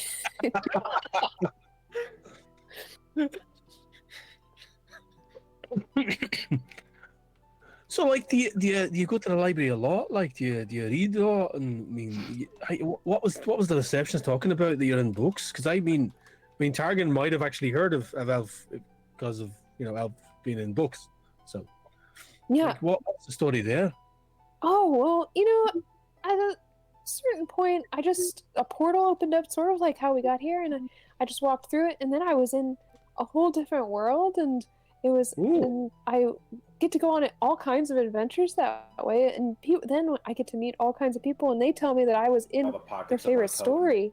So I guess in a manner of speaking, I'm in the library quite a lot. Right. Oh, that's very interesting. Interesting. I mean, I like to read a lot, and I my main job, as you can probably tell, is to protect the books. And it's like, and at this point, Targan is looking over Elf's shoulders and sees the shit going down. He's like, oh shite. Targan, roll history for me. Okay. 10. 10. You think you're familiar with Elf. You may not have read anything with Elf in it, but you've heard the stories among the acolytes of this strange gnome that travels through stories. And they're kind of a little annoyed by it because she changes stories from what they originally were. Right. Okay. I think we might have a wee problem as I kind of see the stuff go down with the acid and the choking and the dissonant whisper shite stuff going on. So, yeah. So, suddenly she's gone. I didn't get to break her neck! Well, if it isn't the invisible cunt. Ooh. Reference. It was coming up. We all were thinking it. We all were thinking it. You know, Anyway. I really think that maybe and I know I'm to blame on this as well. I got a wee bit angry with the old receptionist prick that was out there as well. But we may need to work on our conflict resolution situation because we seem to be like flying off the handle at the slightest thing. We didn't even get to ask her any questions about the dwarf. So, I don't know what you're talking about. People love me. Whenever I come into town, they run away from me and leave me alone, which is what I need for my work. That is kind of the opposite of love, lad. But anyway, right, I mean, and like, did she just go poof? There was no. Yeah, just she's gone. just gone. Elf is gonna look around for any sign that a dwarf has been in this herb garden. Would that be survival? Roll or... survival, yeah. How long does rage last? Like a minute? Okay, so I'm probably really tired Not- now. That lasted for an hour. Can I choose to come down Does from it? Yeah, you can choose to come down from it. Okay. Yeah, she's gonna come down from it and be like, so what just happened? The blind rage. Black. Well, we won. We won the thing. We did? Yeah, we won. Isn't that exciting? Yay! Is she gonna tell us where the dwarf is? Well, I'm trying to figure that out right now because she just sort of left without Oh. telling us. That's a bummer. I'll give Targan and Elf a heads up to potentially stop Sawbones' news, because Sawbones hears that and goes, "No, we didn't. I threw acid and it missed." So you could like jump in and like tackle Sawbones or like try to gag them or something to stop them from. Elf gently kicks Sawbones' shin. Ow, my shin! Hey, I mean, I probably deserved it, but hey. I rolled Sorry, go ahead. I rolled an 18 on that survival check, by the way. You do see the shoe print that Tarkin had described previously. Okay, then I wave everybody over and I'm like, I think this is what we're looking for. Our friend has been here. Oh. Interesting. And DM, what's the tree doing? Yeah, the The tree's tree- around, right? The tree is pretending to be a normal tree now. And is it like, can we tell if it's trying to listen in or anything, or is it just Yeah, it's kind of bent over with a branch. And as soon as one of you notices it, goes back. That's what I thought. I didn't want to alarm anybody, but I think we may want to kind of whisper any questions or comments or anything like that we might want to talk about, because I think that fucking tree is listening in. Do you think the tree's listening in on your conversations too? Wait till you hear about the birds. Birds aren't real.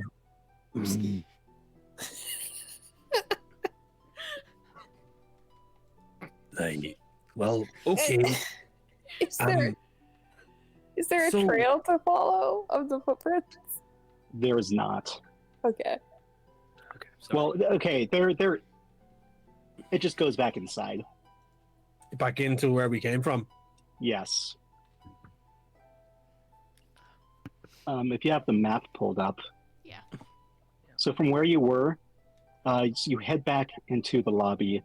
You can go through the double doors into T5, or you can go straight across into T3.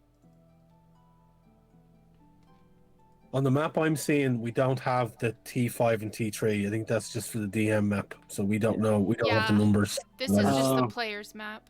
Player's map doesn't have that. Figured that would be I gave you smart the wrong to map, give. then Erica. Yeah, that's usually the map that I give to people. Oh, should I? Oh, it's the wrong map. Should I get the other one? No, I didn't tell you that, so that's my bad. I was thinking here, like, I'm so proud for not giving them the DM's map.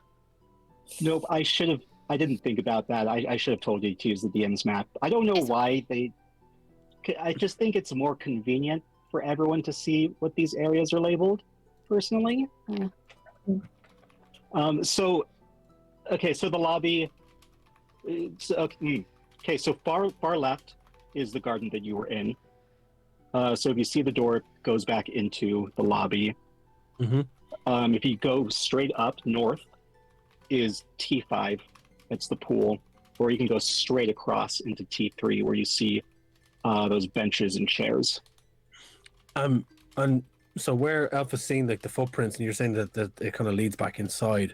Is there any Yes. obvious trail that we can see?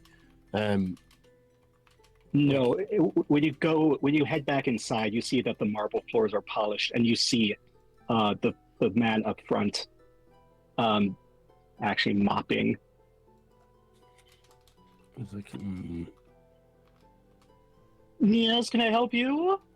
We should ask him about the dwarf janitors rule the world. It's the same guy from before. He was a wanker before. He's gonna be a wanker again. Sawbones can't recognize him because you're holding him up now. All right, Oh, it's canon now. Yeah. oh no. And okay, so brief break of character. Sawbones, one of his things in D&D Beyond, his personality is they have no understanding of social etiquette or like anything at all having to do with social interactions or things like that, and that's kind of why I've been playing them a little like batshit. So this entirely checks out. That literally he just has a mop now. It's a completely different person to Sawbones. Oh no. Amazing. Targan is gonna just move past this guy and just ignore him. It's like he's ignored you, so It's fine. Sir, excuse me, sir, do not walk. he walks out. What a prick! I'm feeling really tired, guys. Has he left the DM? Has he left the area with the mop? Has he kind of left us in the foyer by ourselves? Yes. Targan is going to make his way over to the reception desk. And Excellent. And is there a sign-in book of some sort, or anything that's on the thing that might be some that you have to sign into, like as a guest book, to see if I can Yes. see what's this dwarf's name again? It's I got my handwriting is garbage. I know All Jacks or something like that. Thalrax? Thalrax. So Thalrax. I'm looking for Thalrax's name, or would I know of any of his aliases that he might use, or anything like that?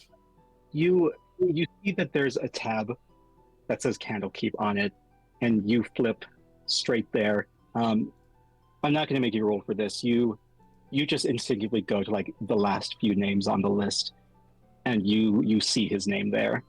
What did he write for us? What? We would be in the Candlekeep tab too, right? Oh, what did he write yes. for us? I don't think he asked your names. He just wrote descriptions. Short one, slightly shorter one, bird mask one, hairy one. Is there a pager or some kind of intercom system on this desk? There's a bell. Sawbones is gonna like pick it up and very vigorously like just ring the bell.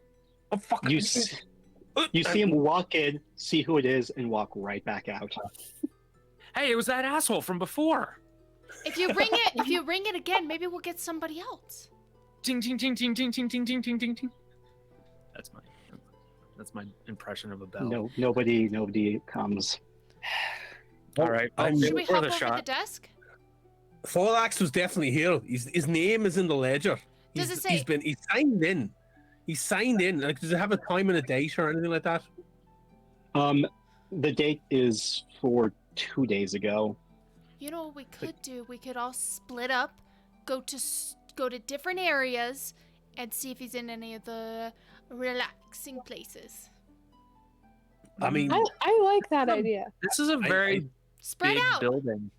I don't know if that's a good idea to split us up now. Splitting the party never really. I mean, I was once in a party. We went on a book finding tour of the Candlekeep, and they're still trying to find one of the lads from the department. He got lost somewhere in the map section in the tower, and they That's haven't found ironic. him. A wee bit. So I don't know. I think it's a good idea to actually split us up. Elf It's a fairly raises her big hand. temple. Yes, elf. Should we get our weapons back now that we're alone with the chests where the weapons are? See, I really knew We I would look- liked this one. But we would look super suspicious. Just keep really ringing the don't bell. give a Keep fuck. ringing the bell Tara? so he knows where we are, and then he'll stay away. Para, What? I don't know if you remember, but we did kind of destroy their nature-based aerobic system. We did? Yeah. Yikes. The time for subtlety has passed.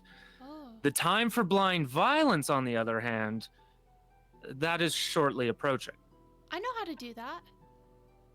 Yes. I don't even know if we're meant to be going around killing everybody or anyone really.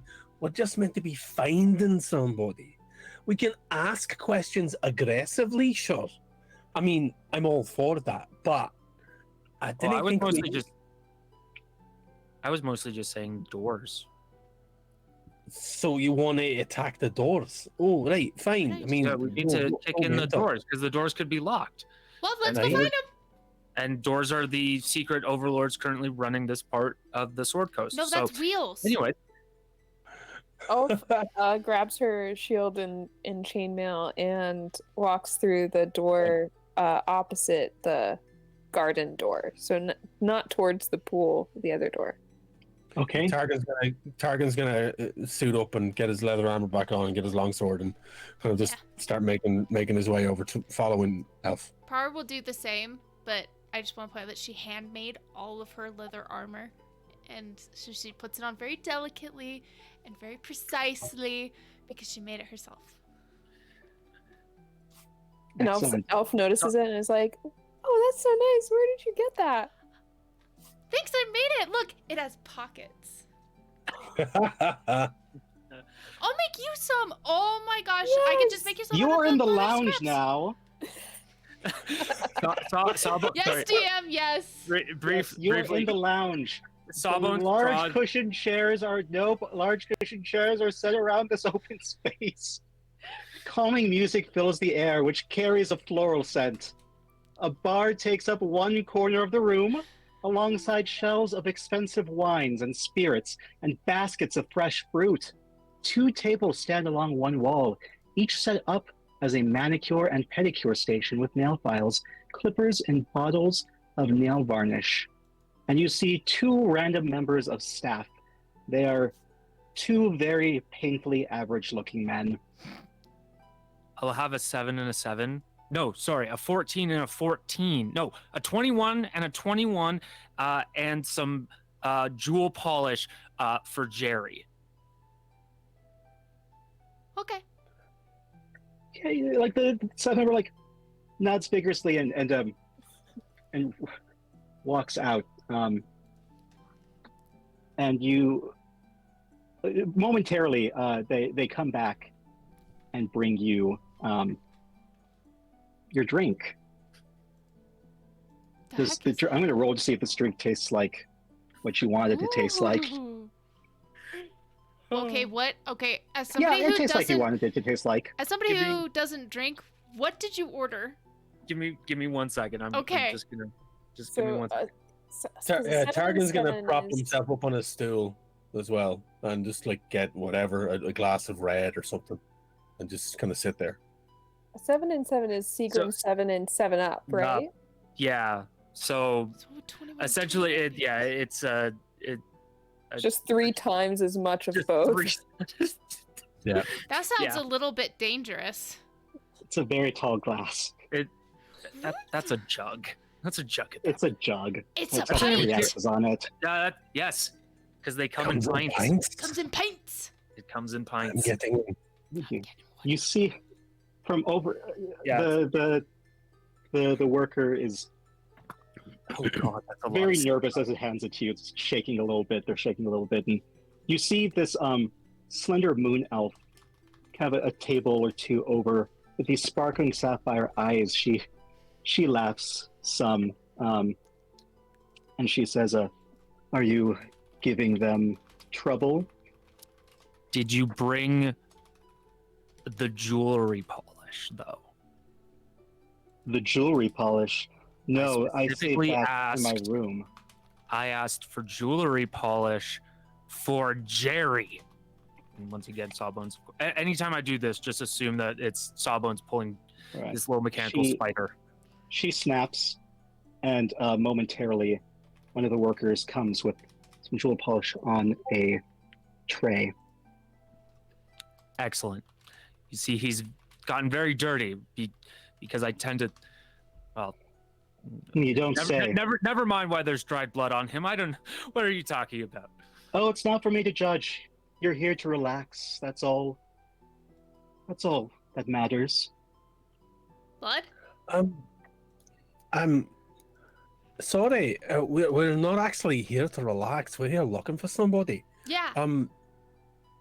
By any chance, have you seen a wee dwarf lad?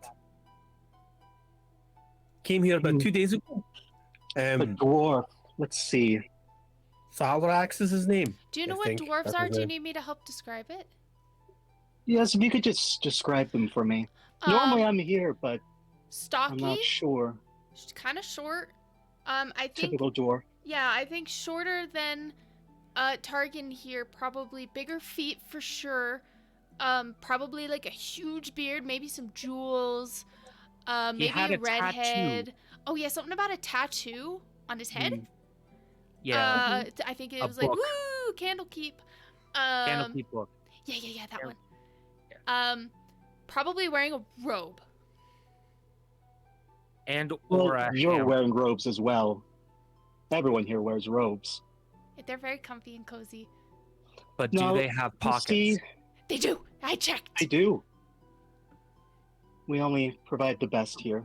It's lovely. Now let me see. Mika, you're Oh, going out of frame a little dwarf. bit. There you go. We wanted to see you. No, you don't.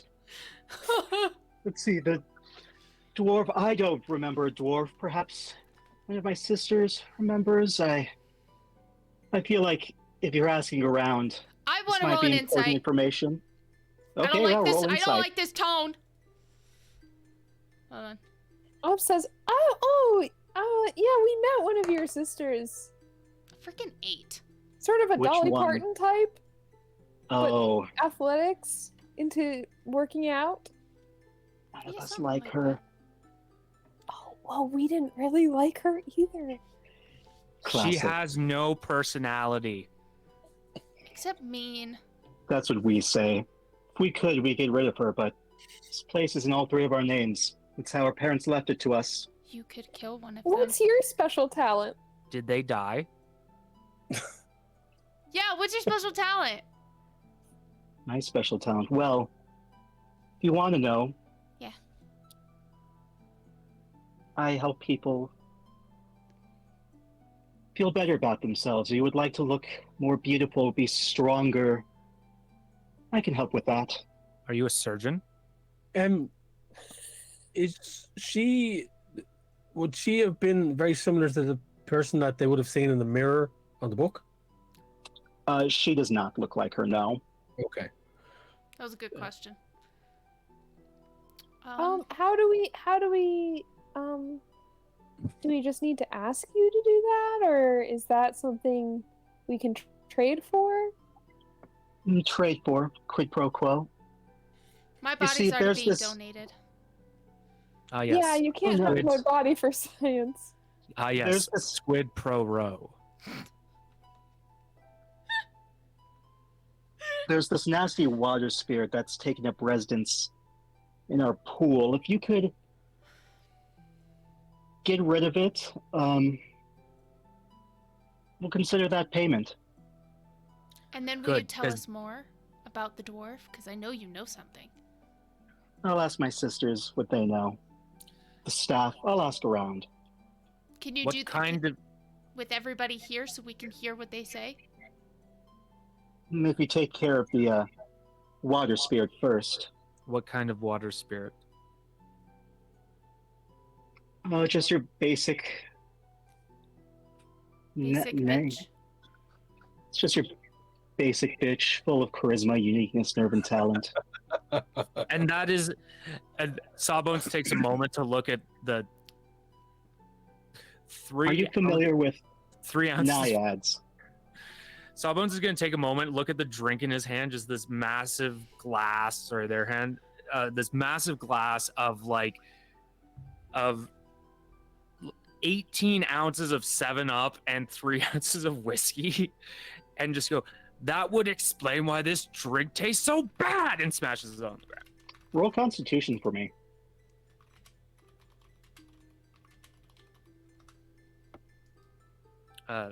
13.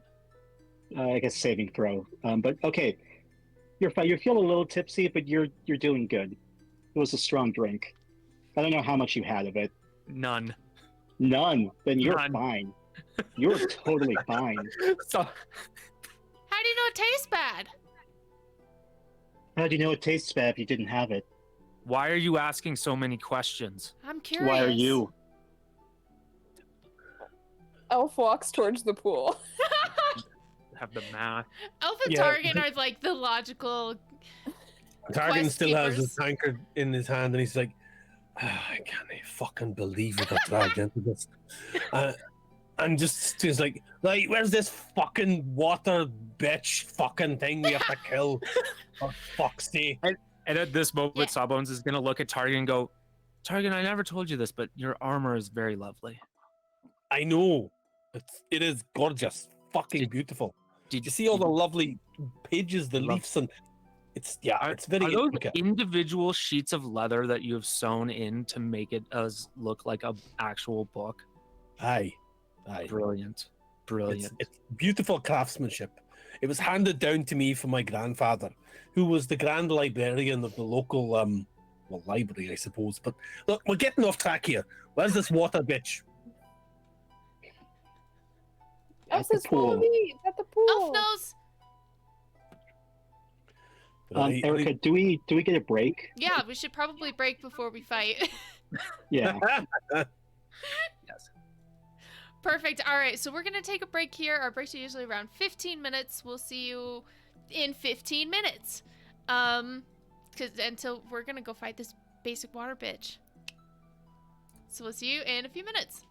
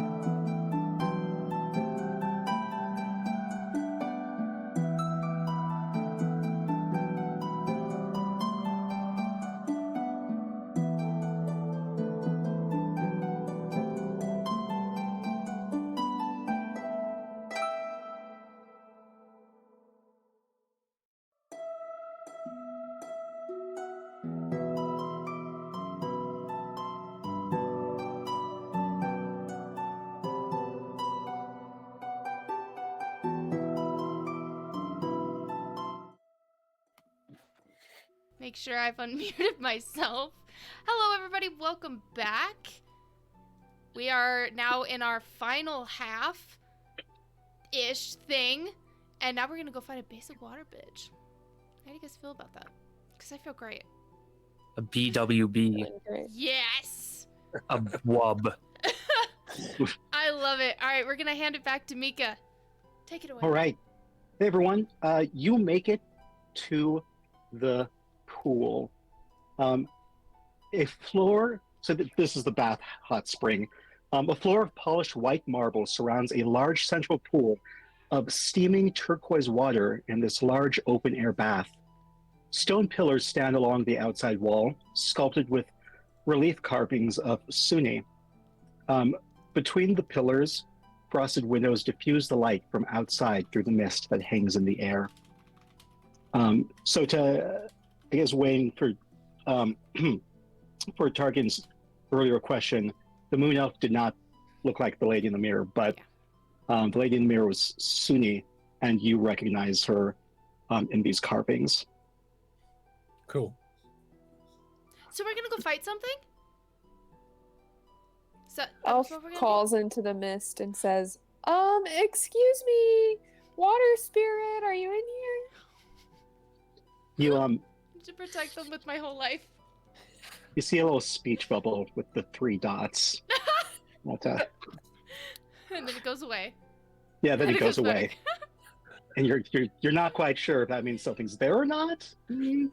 I kind of have an idea of what to do.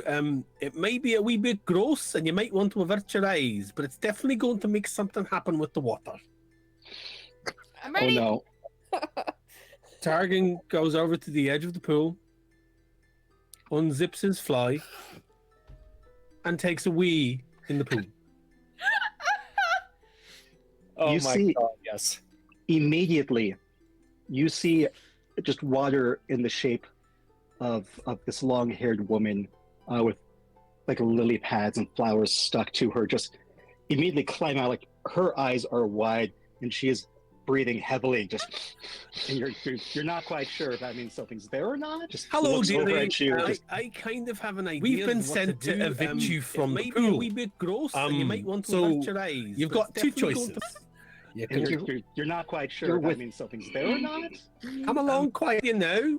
That there's more of us than there are of you. So I'm and not- that one has crazy eyes. Crazy eyes. Tell the hags that I'm not giving them this water. Not till they give back Silvery. You can tell them that yourself. You have words. Oh, I've tried. What's Silvery? Who's Silvery? Well, roll Who are persuasion. the hags? Okay. Oh, I lost my dice. Okay. 18. Oh, okay, yeah, that's. So, what were you But asking? minus one, so Who's Silvery? 17. Yeah, I'm asking who Um, Silvery is. Silvery's my friend. She's the owner. She's the real owner. Real owner. sorry.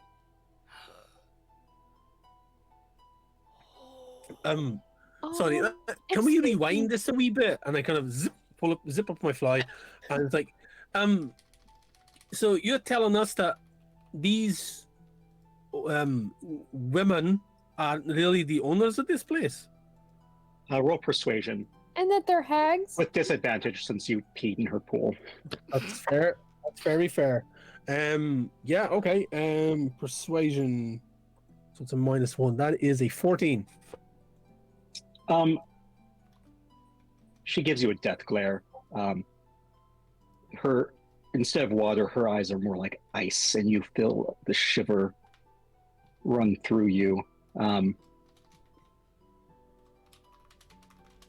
And you can't quite tell if she's moving her head to agree with you, disagree with you.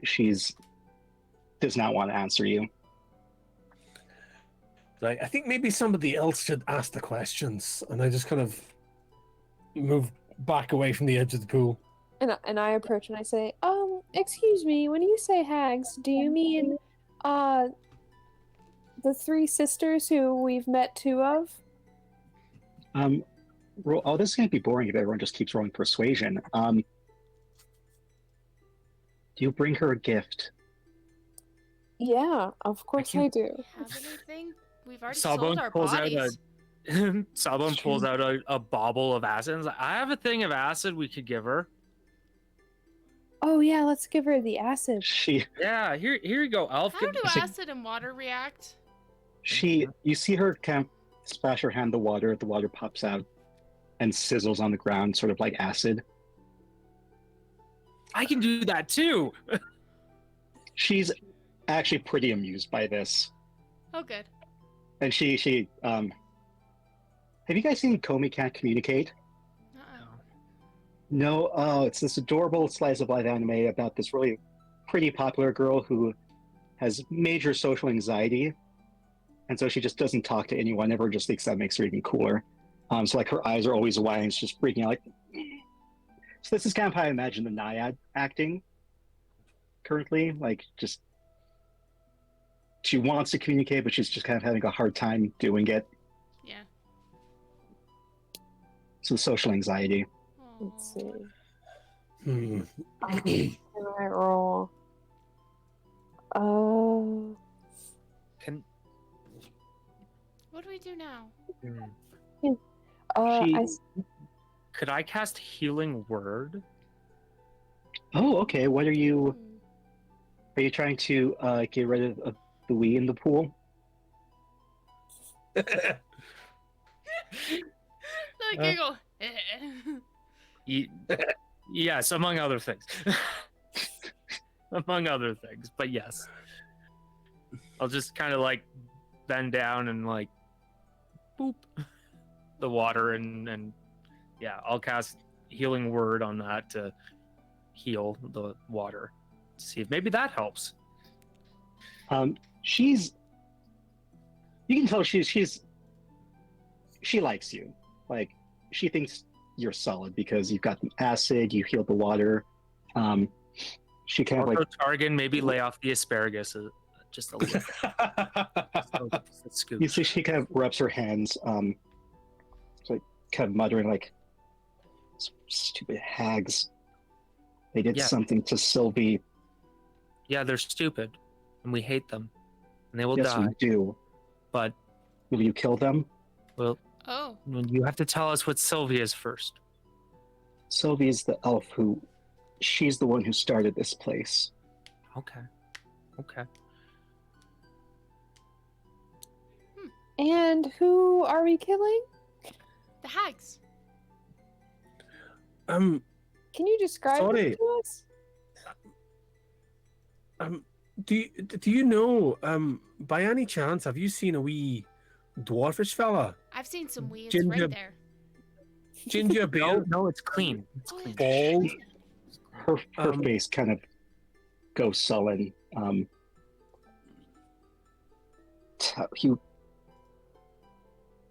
He went into the tower. It's not good. The Would- tower, like the one tower? outside? Yeah, they probably made a portrait. Portrait. Are they capturing people's images and portraits? Kind of. I don't know specifics, but people just aren't the same after. We should go find out. And burn the Do you need a paintings. hug? What? Do you need a hug? Jerry can hug you. I would like a hug from Jerry. She reaches out and hugs Jerry. Oh, There we go. okay. There we go. Okay. That's nice. Para, you can also hug Jerry. No, it's okay. I'm fine. So with the information you've gotten, yes, the three elf sisters, two of whom you've met, are actually hags.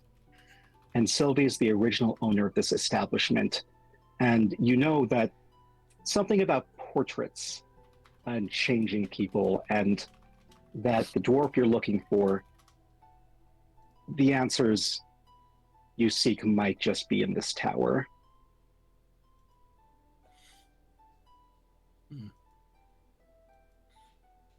Well, I suppose we better make our way to the tower and leave this poor wee sea urchin creature thing to our pool, I suppose.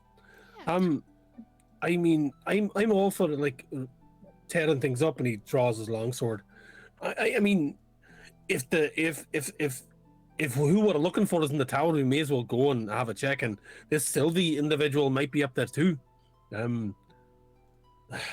mean, right, witches, hags, fucking beasties. Let's go. Before they leave, Sawbones is going to take out a couple vials and put them next to the pool and go, okay, so this one before bed, this one after breakfast, Okay. and this one whenever you're feeling glum. This will pick you up. It'll be real good. And then, and I'll make sure to collect the blood because you need the blood of your enemies for that one to work. So, Well, that'll be easy. She's very happy. All right. Yeah, she scoops up the potions, dives into the water, and you don't see anything. She and the potions have just melted into the water. yes. So you head towards the tower. It's where you've decided to go. Looking at the map, it's actually pretty easy to get there from where you are. It's just northeast. Very quick. Oh, geez, looking at like 60 feet away, if that.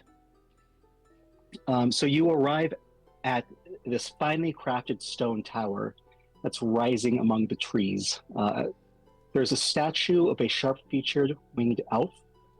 It's crouching above the front door. And the bright red surface of the door is decorated with golden swirls. Golden swirls. Swirly. I'm gonna. Targan just reaches out and gingerly pushes the door open with the end of his longsword, the tip, the sharp end, the pointy end. The door does not open. Okay. Elf tries the handle. The Without door any does not caution. open. Is there any lock or any kind of locking mechanism or keyhole? Yes, there is a keyhole. Mm. Sawbones is going to cast Acid Splash onto the keyhole. Ooh, okay. Okay. Can So- the door make a dex save? There actually is Oh, God. some stats for the door.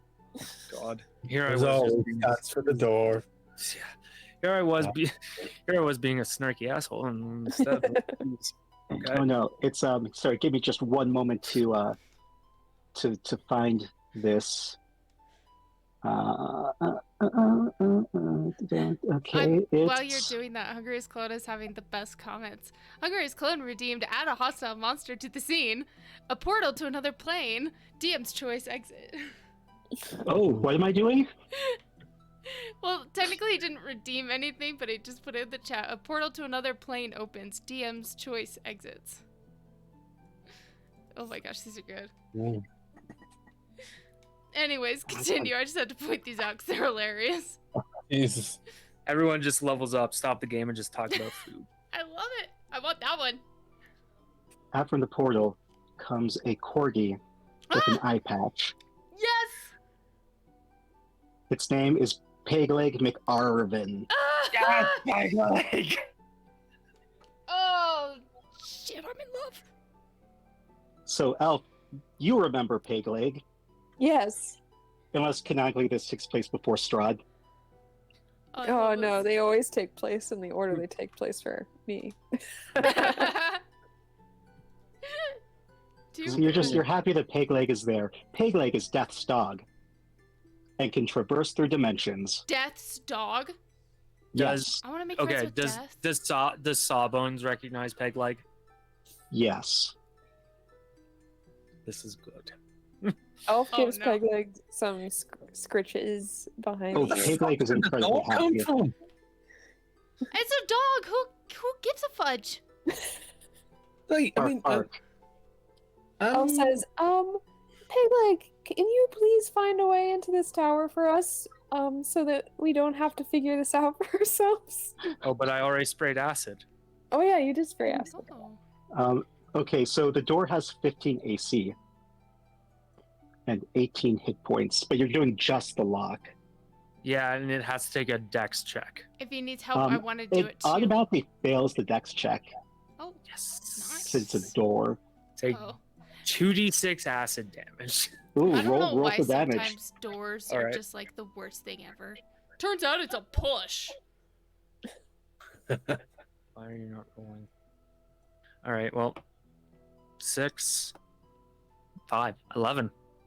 Yeah, that keyhole, the door handle, it's gone, and that door creaks open. I am death, destroyer of worlds. Okay, I'm not actually death. You're dead. I'm trying- Pigleg barks. Sorry, up at Pegleg. you. Sorry. How do you guys Bark, know bark. his name? You have when you roll with death. When death is, When you as roll they with say, that. a homie, you get to know Death's dog. Bark, It's just bark. what you do. Targan, do you know who this dog is too? I have no fucking idea who the dog is. Okay, I feel And I better just- now. Gently push the door open with the point of my sword and peek inside. Para's gonna take out her great sword, I believe is what it is. Excellent. So as you peek Moon-touched inside, great you sword. see a foyer. This foyer has a central spiral staircase leading up. The staircase is flanked by 2 closed doors, each one set in the middle of a stone wall. A thin, weak-looking dragonborn is feebly trying to sweep the floor with a well-worn broom. I say, hi, I'm Elf. Can you please point us in the direction of your enemies? Ah! And she drops the broom. You see she's shaking very bad. She looks very weak. You should get out of here. Hungriest clone threw bits you'll at get- us for more portal action. Another portal opens up behind you. And the dog is gone. No! Clone, what did you do? So this dragon. Okay, actually, no, I'm not going to do that. Never mind. No, I was going to bring in one of my favorite NPCs, but he has a terrible Irish accent. I'm not going to do that to you. Is it Rory Kit? It's Rory Kit. I Yeah, remember hearing Go about on. this one. I'm fucking intrigued now. I know. Now you got to do it for the it's Irishmen. it's like a Moira Rose. Is this Irish? I love Moira. It's bad. It's terrible. It's not Irish. It's something. It's something. Mm. Oh, that's hilarious. Elf We're not goes going to go there. Elf goes to check the door on the right. So this entire time, the Dragonborn's like, "No, please, please," and you're just ignoring this Dragonborn. Can I do spare the dying on them? Are they dying? They're not dying. No. Okay. I feel like I'm not ignoring the Dragonborn, but I'm just like trying to be as respectful as possible while acknowledging that we're looking for something. You try the door, but the door is locked. I tried the other door. That door is also locked. I go up spray the stairs. acid. All right. Roll for damage for the acid. Which door are you spraying? We'll do the first one. Oh no. 2, 6. 6 total. 6. Yeah, the lock is melted. The door opens. This luxurious room has a large bed covered with rich silk sheets. A wardrobe and dresser with a mirror stand against the walls. The dresser has clothes scattered across it, and the Dragonborn's freaking out like, "No, you're going to get in trouble. You're going to get in trouble." I like getting It's in all right. trouble. It's okay. Trouble calm is down. my middle name. We're only looking for somebody. You wouldn't happen to have seen a wee dwarf fella, ginger beard with a bit of silver through it, bald, tattoo of a That's book on the back of his head. Yeah, that Roll. would hurt. First roll insight, and then Okay. roll persuasion. I'm just imagining how much a tattoo on your head would Insight hurt. was 16. Yeah. And She knows persuasion- something. Okay, persuasion is 12. 12. Roll with advantage because you know she knows something. Ooh, I like your magic words. That funny man. is it's 70 minus 1, 16 again. 16. Yeah, Immediately, she shuts up. You know she knows something, but she's not talking. She looks very scared. I promise you, it's okay. We're not here to hurt you. We're here to sort this all out, get our friend, and, maybe fight some hags. It's going to be all right. If you want to do a runner, I understand. You can fuck off, but it's going to be fine. Like, look, I've got my sword. Woo. I just don't want to get into. I don't want to get into trouble. I don't want to get into trouble. Why would you get You're into not trouble? gonna Getting me into trouble Why would you be in trouble? because you're here. You need to not be here. Elf, Before the Elf hags is- get here, the gargoyles already gone to warn them. Elf waves down to the Dragonborn so Elf can whisper to the Dragonborn. Says, "Hey, hey, what's your name?" Gorba? Gorva. I know we just said we weren't gonna hurt you, and I'm not gonna hurt you, but Sawbones over there in the scared. mask, he's kind of unpredictable, and I don't feel like we can make promises about him. So it would be in your best interest to just tell us some information and just leave so you don't get into any trouble. Rolled the most adorable intimidation. I rolled a 3. You're just. She does not take you seriously. I go up the Just stairs. this look like what? Okay, you go up the stairs. Does everyone follow her? Yeah, well, the room was opened up, wasn't it? Yes. Um, We can kind of split the party while Elf's going up the stairs. Do you want to investigate the room? Yes.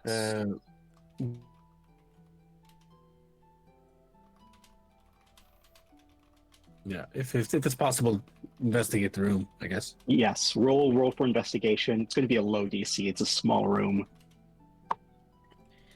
That is a 12 roll. Yeah, 12. 12. Yeah. Yeah. So, in the wardrobe, you find a suit of scale mail armor, customized for a wearer with a tail, and a pair of short swords ornately scribed with infernal glyphs. Ooh. Short swords. Let me do my... Interesting. I don't know anything. Does anybody know anything about glyphs or anything? Look Glyphs? at these. Actually, Ooh. Elf would. Yeah, actually. Ooh! From another campaign she was in. Sawbones sees the infernal and is like, "Hey, I read that." Oh. So the infernal says,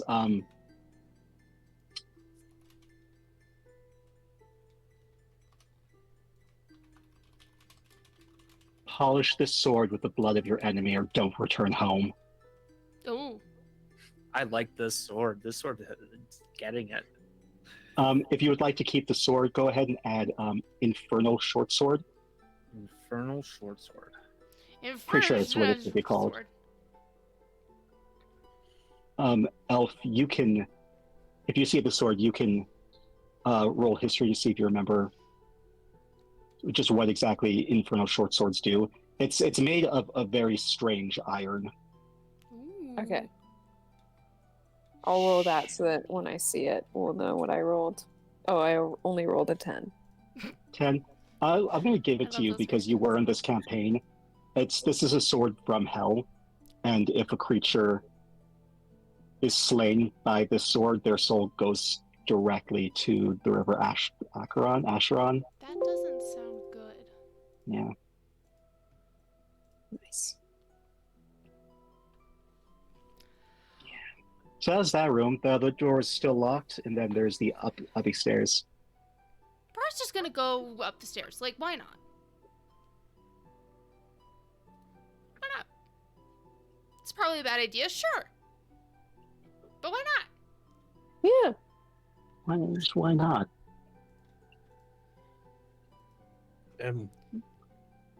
There we go. Up the stairs you go. Yes? Yes. Everyone's going up the stairs? Okay. Yeah. You find yourselves in the tower kitchen. A dank scent fills the air in this well-used kitchen. 3 tables stand in the room, one of which is covered in various vegetables and strange-looking cuts of meat. A wood stove burns brightly against the far wall, and a statue of a winged elf stands in the corner, its face carved into an open-mouthed smile. An elderly dwarf stands before the stove, his hands trembling as he tries to lift a heavy iron pot. Does he have a You- tattoo of a book on his head? Yes, he does. I'm so glad you asked that. There we go. This is Falthrax.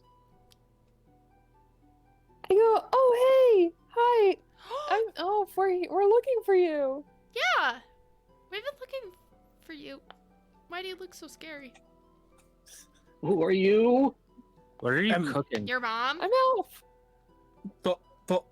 Volthrax, it's me. Oh Hello. my god, what are you doing here?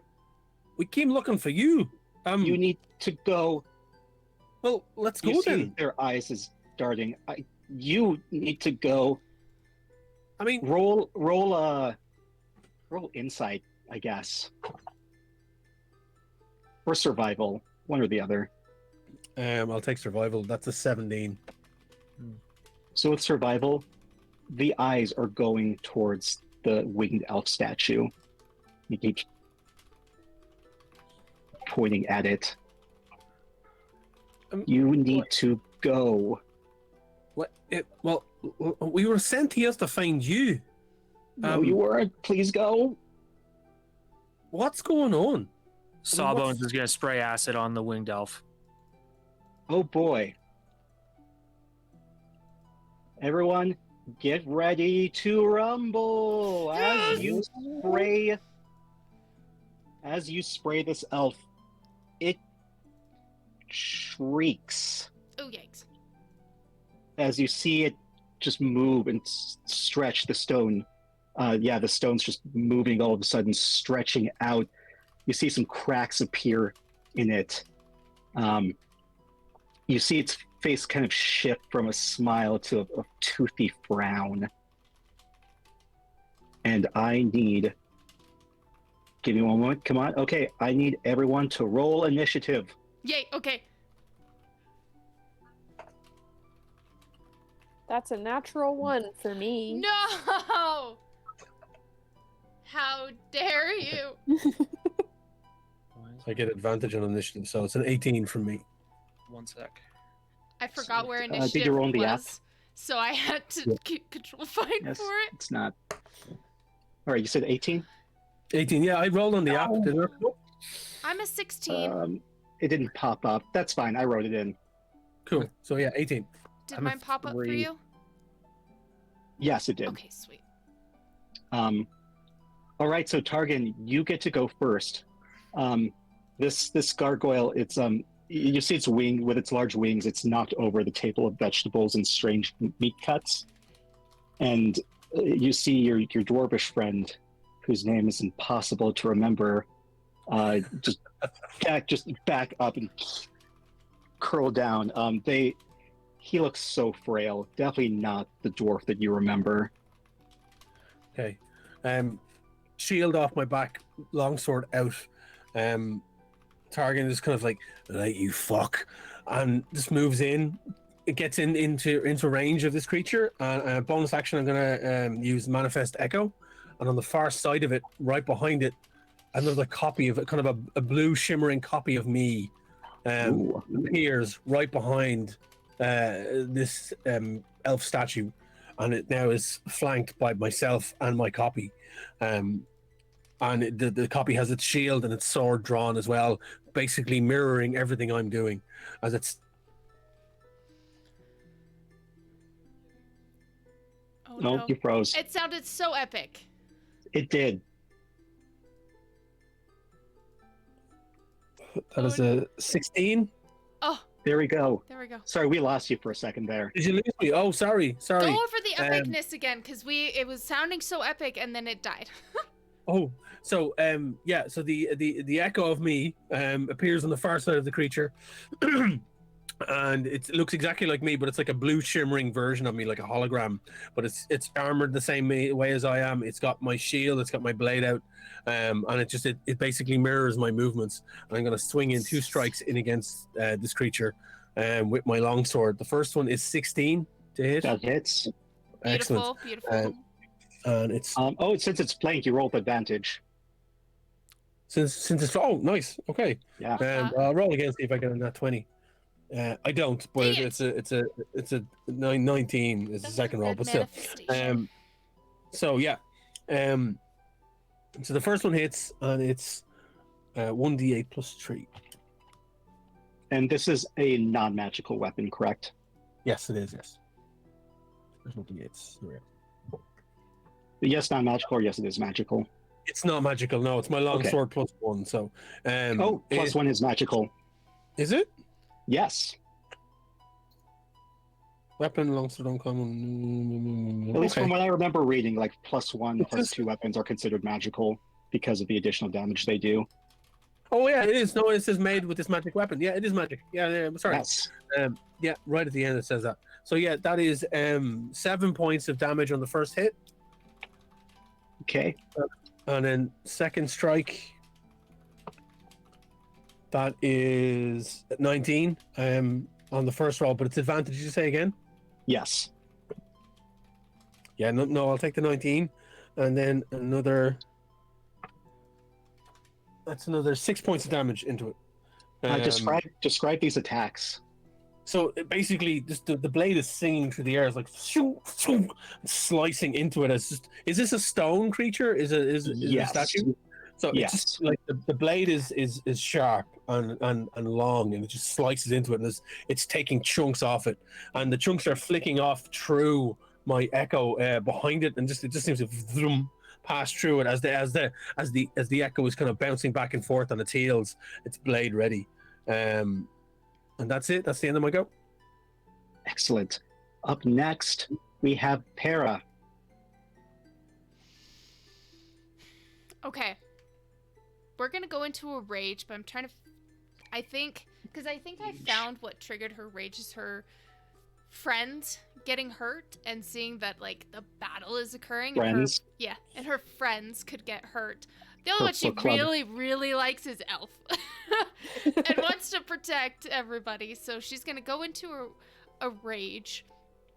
And, how far away is Para from something to hit? Very close. It's a small space. Okay, so a good small space. Okay, perfect. So it would take you like 5 feet of movement max to yeah. We'll do that, and I'm gonna use because this is a 10-foot range, so maybe it doesn't even have to move more than like 5.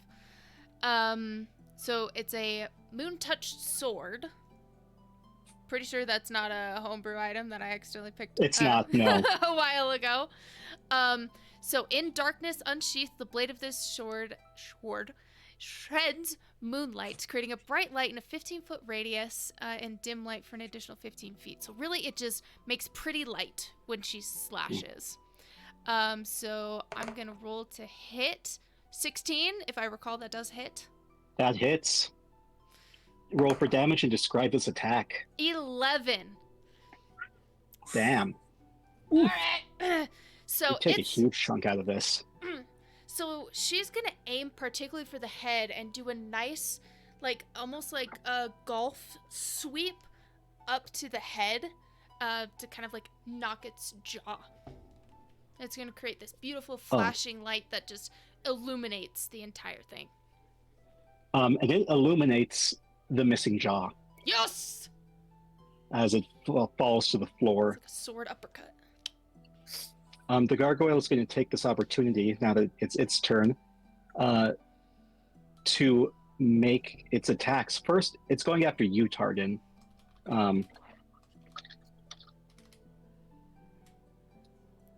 And it gets 17. Does that hit?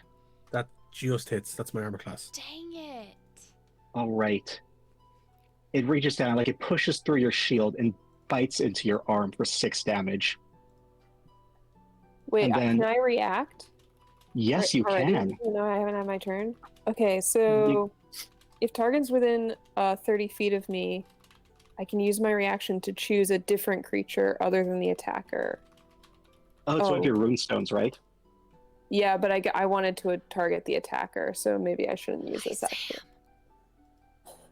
You still have I have my metallic dragon though, but is he within 5 feet of me? yeah. Oh, okay. Then I am gonna grant a +3 bonus to Targan's AC, so that. Describe the scene. Your gift of the chromatic dragon. Yeah. So my gift of the metallic dragon, a giant like dragon wing springs out of my back. You couldn't see it before, but it was always sort of folded there, and it just sort of intercepts the attack that was going to hit Targan, Nice. and blocks it. Nice. The gargoyle is very confused. Does this last just for that reaction, or is it for the rest of the turn? It's just for that reaction.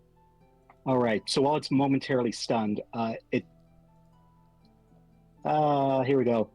It tries to attack again, for an 18. That hits. So here's what ends up happening. It goes in for the first bite, but then this dragon wing pushes it away, and as it's pushing it away, it manages to get a slash in with its claws before being pushed back by the dragon wing, and it deals 6 slashing damage to you. Okay. It's like, ah! Is it gonna cut across? Yes. Pegleg is still there, and Pegleg is very happy, barking at the just this dragon wing that just popped out of nowhere from this fairy tale character. Oh, Elf. So that is its turn. Up next, we have Sawbones. Ooh. Oh wow. Okay. More acid? Not this time. I am going to I'm going to burn a 2nd level spell slot. I'm going to cast Ray of Sickness. Ooh. Okay. Go I've on. never heard of that. What is that? Yeah, I haven't heard that one either. So this is the description for it. A ray of sickening greenish energy lashes out towards a creature within range. And it's got to make a Constitution saving throw. Nice. Constitution. Well, first it has to hit. Hit it. No, and of course it's not working for some reason. Pew pew. I'm gonna guess that a 25 hits. Oof. Oh, you led up to that like it was going to be bad news. I know. I was sitting here like I'm expecting the worst. I'm just gonna hold out. You bet that sweet plague mask of yours that it hits. I diagnose you with death. Is this a nat 20? Sorry. No. This I'm was a an leader. 18. You're good. This was an 18 plus 7. Okay, no showtime. No. Okay, so yeah, so it will need to make a Constitution saving throw. It rolls a 20, dirty 20. Ooh. Yeah, that does it. A dirty 20. Oh, but you still take the 3d8 poison damage. Oh, You don't get poisoned. it's immune to poison. Is it poison or is it acid? Oh, no, it's poison damage. Yep, it's immune to poison. Oh. So this sick beam, so sick, just hits this grody piece of shit gargoyle and just kind of bounces off. And it looks at you. And like, even though it's missing its bottom jaw, you can tell from its look, because you've done these looks yourself, that it's laughing at you on the inside. It is guffawing. Excellent. Is that your turn? Yes. Okay. Up next is the myth, the legend, the fairy tale character, Elf. Excellent. Well, first, I'm going to use my bonus action to become a giant again. Then, So you're size large now? yes. So you're kind of straining as you take up all the space. You start pushing people back. Okay. I get as big as I can. Part of it is that if I'm prevented from getting all the way to large, then No, you I make just it to large. You make it Okay. it's just not comfortable. awesome. Then I'm gonna hit it with my Morning Star. Yes. The classic line. Oh, that's a 12. That does not hit. But Peg Leg cheers you on anyway. All right, let's see. I'm gonna hit it again with my Morning Star because I have 2 attacks. That's a 15. 15 hits, just barely. Yes. So Okay. you missed the first time because you're growing large. But once you get comfortable in your body, you thwack it. I love that word, thwack. And Thwack. so it has to succeed on a DC 13 Charisma saving throw because this is a magical Morning Star. Ooh, it has -2 in charisma. Oh, but it's still got a 16 total.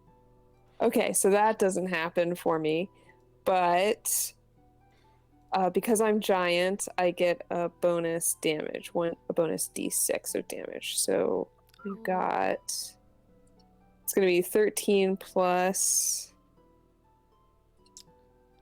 2, so 15 damage. Describe how you smash this thing to put Yes! smithereens. Yes! Yeah. Those are my favorite words! So once I do my magical girl transformation into a giant version of myself, I bring my Morning Star up as far as I can, which is probably to the ceiling. It's like just barely can lift it, and I just bring it down, and it, in my scale, it looks like it's almost gently, but on a normal size being scale, it's actually massive and painful, and it just crumbles underneath the Morning Star. I love this so much. As you transition out of battle, you see your sickly dwarf friend clutching their chest. Fuck yeah. Sawbones is gonna go over to the dwarf and go, "Are you dying? May I help you?" I might as well be dying. Make sure you So don't give him pathetic. acid, give him healing. Hey, It's just so pathetic. that's Look at- God. They made a painting of me. It was a contract, and when I realized that, I tried to get out of it, and instead it turned me into this. There. That's okay. Would you like We're a gonna- hug from Jerry? What's a Jerry? Jerry, Geriatric? show Are you. you calling me geriatric? do not insult my spider friend. Oh my gosh. I'll take a hug. It's got so many legs, it'll be a nice hug. There we go. That's interesting. Just yeah. Oh no! Don't cry on it. You'll make Jerry rust. You'll make Jerry rust. Jerry's now named Argentina. I'm crying for you, Argentina. Oh my gosh. Holy shit! Right. Ugh. Okay, right, it's all lovely and emotional here now, right? It's beautiful, but we need to get the fuck You out of came here. for me. Yeah, we kind of did. Yeah. So, right, you're talking about contracts and paintings and all this shit. What the fuck do we have to do to get you out of this contract and go home? You have to destroy the painting. Hey, Para, you get Right, to that- burn things now. Are you in any fit state to fight or, stab things if I give you a wee dagger? It can stab. Right. How strong do you feel? Because you look a bit shite, if I'm honest. He kind of like throws a punch, like hits you in the shoulder, and you get the impression it probably does more damage to him than to you. Okay, right. I'm going to give you something, right? I take out the potion of hill giant strength. It's like, right, lad, get this done you, right? Take that. You'll be fine. It's all right. Okay. You'll be fine. Glug, And glug, then- glug, glug, glug. You remember that he can really hold his drink. Yeah. Dwarves are good at Um, that. Yes, And I they just- are. I then give him my spare dagger that I have. I was like, right, here's the dagger. Okay. Use that. And then here's the crossbow. And I give him a crossbow and some crossbow bolts. It's like, you can either come in and go stabby and anything that comes out of us. Or if you feel like it, if you may not be up to it, stand at range and shoot. Okay? Okay. Fine. Okay. I'm here, and I gesture to my echo. I'm here twice, really. So you're gonna be all right, man. We're gonna get you home. All I'll right? be your You're almost target as safe as I practice. did You with can the shoot spider. me. Yeah. My sweet Argentina. Okay. So just keep thinking about all the lovely books that we're gonna get back to, and it's gonna be fine, right? And I Yes. turn to the rest of the group, like, right, let's go fuck up some paintings. It's downstairs. It's downstairs. It's actually in the room you did not go in. Does anyone have fire? I have acid. More acid! Oh, I you have can a fire acid rune. splash the door. Ooh. Well, first I'm gonna. Okay, so Mika, as a bit of a meta question. Okay. Before I burn a slot to do like cure wounds or healing word, will that actually do anything? No. Sweet. Okay. Just sorry for breaking the Oh. game a little, but How dare you? I wanted to make How sure. Take dare 1d4 psychic out of character meta damage. I don't know how to do that. You now don't know your Good. name. What? Huh? Huh? Yeah, Okay. sure. Anyways, I'm Now, gonna go. hey. I'm gonna go splash a door lock with some acid. So- now. So just to get dwarfy lad there, he now has strength. His strength score changes to 21, so he's more. Yeah, you see some like tiny muscles Yeah, it's like pop up. They're very well defined. They're not large, but they're defined. yeah, he's sinewy. Yes, that's nice swimmer's build. Just to give him that boost. So if he wants to come fight with us, he can do it. He has options, and we have cannon fodder. Like, go lead them off, man. Run out get there. in front, Go. get in front. Go. It'll be fine. They never shoot the first one through the door. Yeah, never. So yeah, I think All right, we're going back so- there, are we? Yes, you head back down the stairs. You acid splash the door. Oh look, a locked door. Whoa! No, it's not. That's crazy. You see that a magical light illuminates this room, which has an oversized chair, heavy curtains covering the windows, and a large ornate wooden chest. Ooh. I'm guessing what we're looking for is in the chest. Splash some acid on the lock. Yeah? Is there a locking mechanism on the chest? Oh my, yes. There is. You can either brute force open it, or you can try to pick the lock. Oh, I'm enraged still. I will pick the lock Might with I acid. suggest something? I wanna smash Might it! I just 1 second, and I get my echo to walk forwards. Like, let this laddie try it, right? We all stand back a bit and maybe trapped, and I'm gonna send my echo up to kind. They can just do as much damage as I can, so they can do an attack on the chest lock if they need to, Do it. if that's viable. Do it. Yes. Okay. Do you want me to roll for attack? Yeah, roll for attack. Yeah, I think that hits. That's a natural 18 plus 6. So, Yeah. Just You smash. It's not like a big smash, but you crack open the chest. Like the lock pops off. Yeah. You The echo can go up to 30 feet away from me, so I get everyone to stand back, and he's up there at the thing. So Yes. Luckily, there is no trap. That's good. Mm. It's not a mimic. Yes. Sawbones So is gonna look forlornly at their bubble of acid they were gonna throw at the chest lock. Oh! don't worry about it, laddie. You're going to be able to throw that any second now. If we've got patents to destroy, nothing will do it better than acid. Be grand. And you can tell now that under the mask, whatever Sawbones is smiling. as you open this chest, I'm assuming you open the chest. I get But the you know what echo to assuming kick does. Yeah. Okay. The echo opens the chest. No traps. No traps. Inside, you see several canvases, some strange paints. Some canvases are blank. Some seem to be painted. Seems to be paintings on them. And right away, the dwarf, the Falthrax, there we go. Falthrax rushes in and grabs his painting. You see a youthful male shield dwarf dancing at a feast. Just currently, Falthrax looks like his old self's grandfather, great grandfather. A All right, dwarf now hold it much steady. nearing the end of their life. Hold it steady. Oh no. Do it. Cause chaos.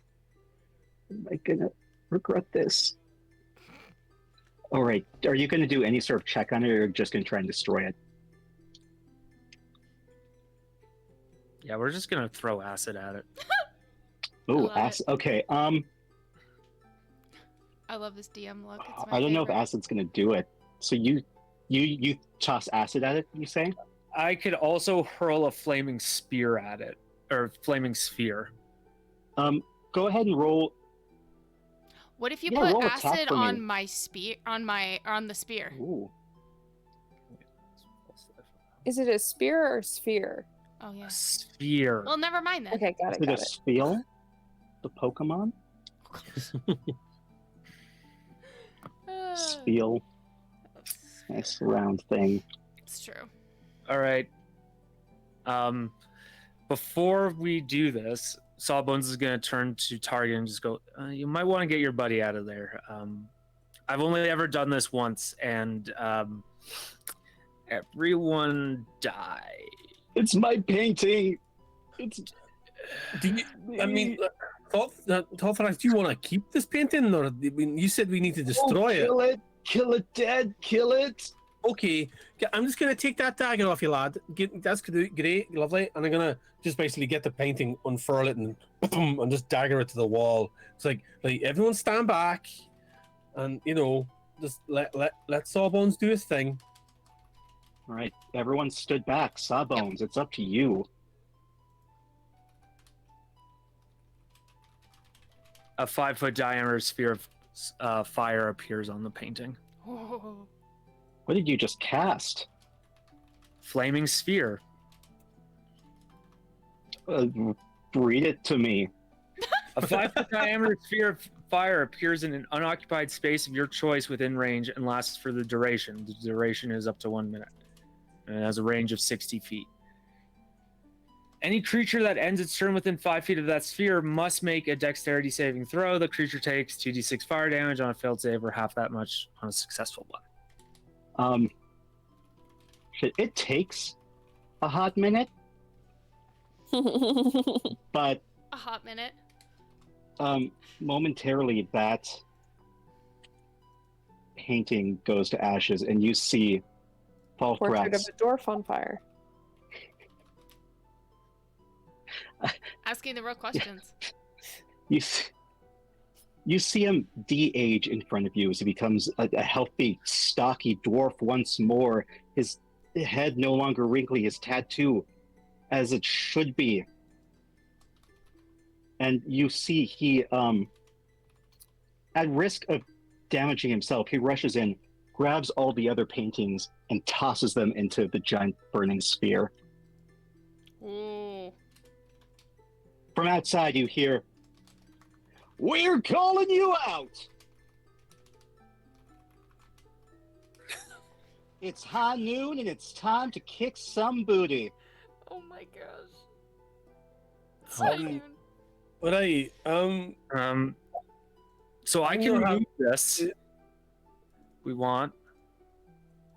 Can move the ball of fire outside to whoever just yelled at us. Oh, do you want to have the ball of fire follow you as you go outside? Oh, that's sick. Yes. Yeah. Yes. Yeah. Yeah, because as a bonus action, I can move it up to 30 feet. So here's who wants to go out first. I'm thinking like Pigleg, this corgi with an eye patch, just goes out first, barking, like looking back, very excited. Who goes out after Pigleg? I guess Sawbones will, so that they can Puppy. bring like the ball of fire with them, so it doesn't inadvertently burn anyone. Also, maybe intimidate slightly. I mean, if a person in a plague doctor outfit, literally just with a pet ball of fire. Okay. Yeah, Okay. and then Targan and his echo is going to be on either side of the ball of fire as it's going out, blade and longsword and shield raised by both of us, as we kind of just walk out into whatever this is, a courtyard or area that they're all in. Okay. Cowpokes, you see in front of y'all 3 green hags. Yes, this is what we One want. of them is a thin, pale creature with long, matted black hair festooned with ornaments made from bones and teeth. You see her mouth curves up unnaturally high at the corners, and her blood-red lips are covered in blisters and boils. You see her take off her cowboy hat, point at you. Next up, you see a hunched figure with one muscular and one withered arm. She has cat-like eyes and rust red hair that covers her head, back, and arms. Her sharp fangs cause her to slur when she speaks, and she hisses and screeches when threatened. On top of that red hair, you see that big Dolly Parton wig that she fluffs up. And then finally, you see a shriveled and worn, dark green skin covered in bark and fungus, insects crawling across this hag, and her thick braid of white hair curls around her shoulders like a serpent. That's a no for me. She clicks her spurs. It is high noon. It is time to fight. Okay. Y'all just heed your last haw. That's good. I wish they would have said that. All y'all roll initiative. That's what Sawbone says. I can't. Okay. 14 for me. I lost initiative again. I found it. Oh, that's a 4. Mine's a 16. Congratulations. All right, Sawbones, what did you roll? 16. Nice. 16. Sorry, the app's lagging for me for some reason. So Oh, that's fine. We're starting with you, actually, Elf, we're starting with you. So, Elf, it's your side against their side. You see one of those hags, the one with the blisters on her lips. Spit. It hits a spittoon, makes a satisfying cling. the hell does spittoon come from? Not sure why they're cowboys. I'll hit the spitting one with my morning star. Yay, Morningstar! I rolled a Morningstar. 23. Holy shit. Yeah, that hits. All right. And let's see. 13 plus 4, 17 damage. Oof. Describe this attack to me. How you do this? Oh, I watch her spit into the spittoon and I go, no thank you. And then I run up with my morning star and smack her on the cheek. I just imagine like you hit her. There's a moment of pause, and then just snaps her head back. She falls over. Exactly. Yeah. I have a second attack. All right. That's a 26. Oh, yeah, Jesus. that hits. Sorry, I got distracted by my kitty. 10 damage. Do you get additional damage to that? Not to Or you that one. Okay. Oops. Didn't mean that. Damn. All right. Is that your turn? Yes. Wait. I might have a rune that I can use. Yes. Ooh. Always use the rune. Always. Oh, yes. Okay, so I'm going to use my fire rune. So it has to succeed on. Oh, actually, it does get extra damage. So let's roll that. So it's 4 more damage, and then has to succeed on a strength saving throw. Oh boy. Oh, it's got a +4. No. 21. Okay, well that succeeds. All right, that's it. That's it. All right. Sawbones. I just imagine that the like Western standoff music just starts playing, and it turns out it's because Sawbones is actually whistling that to themselves. Whenever I think of whistling, I think of Twisted Nerve.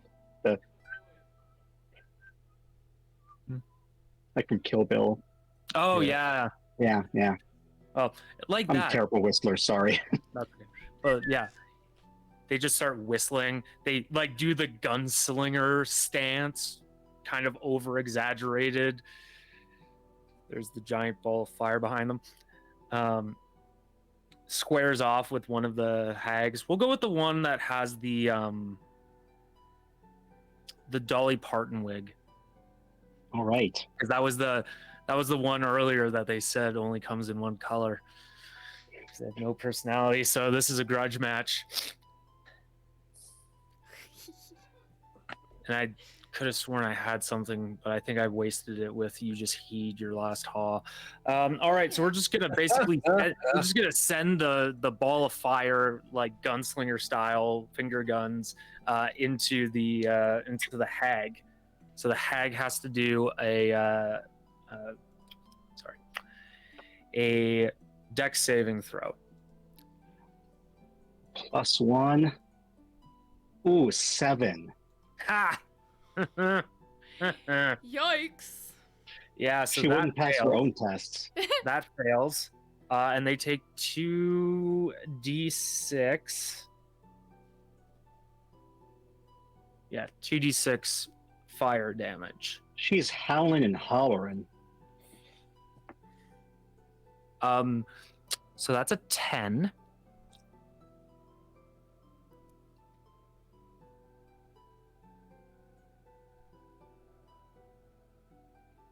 I guess that only actually counts as my bonus action, because it's a bonus action to move the sphere. Oh, excellent. Wow.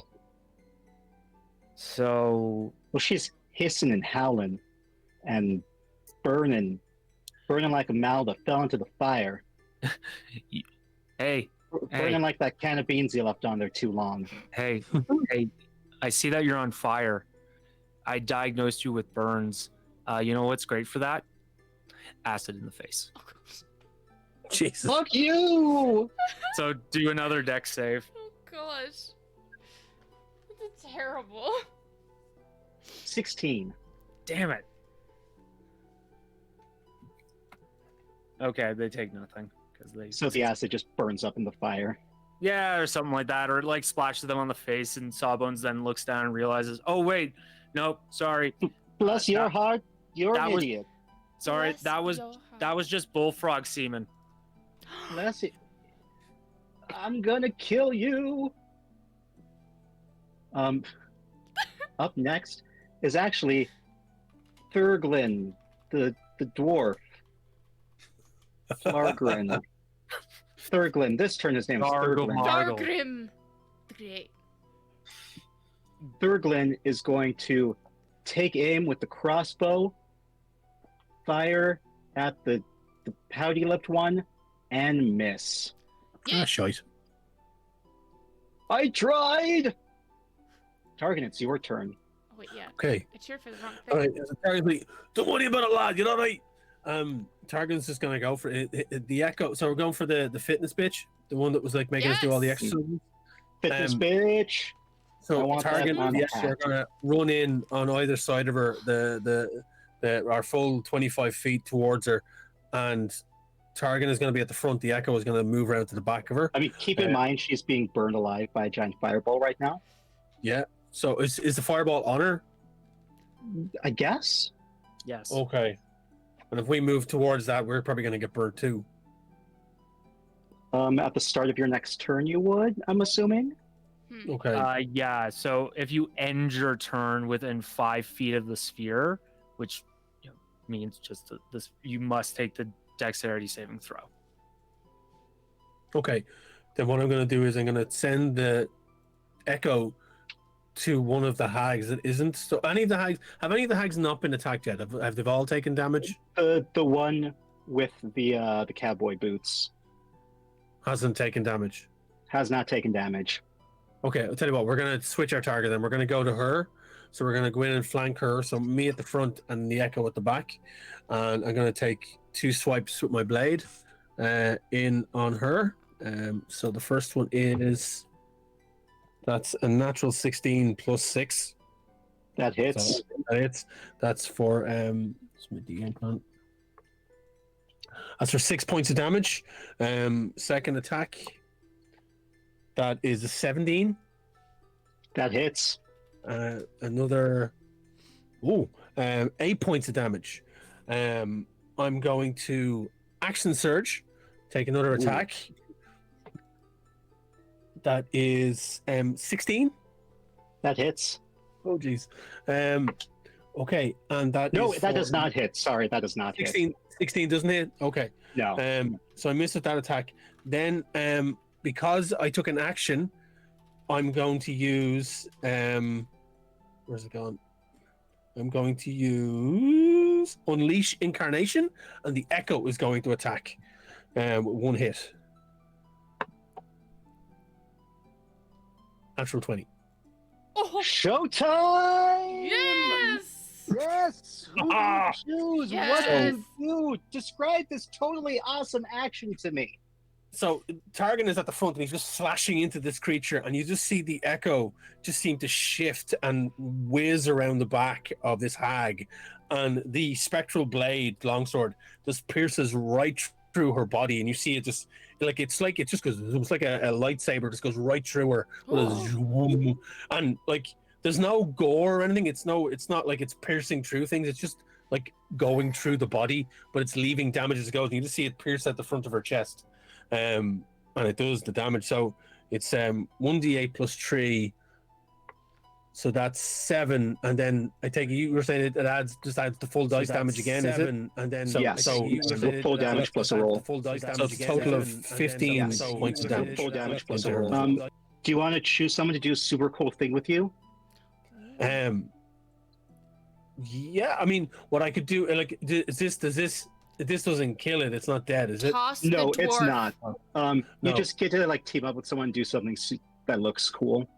So to do the full 15 points of damage, the Echo, Targan holds up his shield, and the Echo runs up, bounces off the top of the shield like a tag team, and brings the blade down and slices through the hag to do the full 15 points of damage. Yes. And you just see it like cut through her, and like debris and shit falls off her. She's the one that's covered in moss and stuff, is she? Yeah, bugs. Yeah. Yeah, see clumps of earth and bugs are they're all like falling to the ground, like clumps of dirt and debris fall off her, and she screams in pain. She looks back at you with her milky eyes. That's it. Her milky eyes.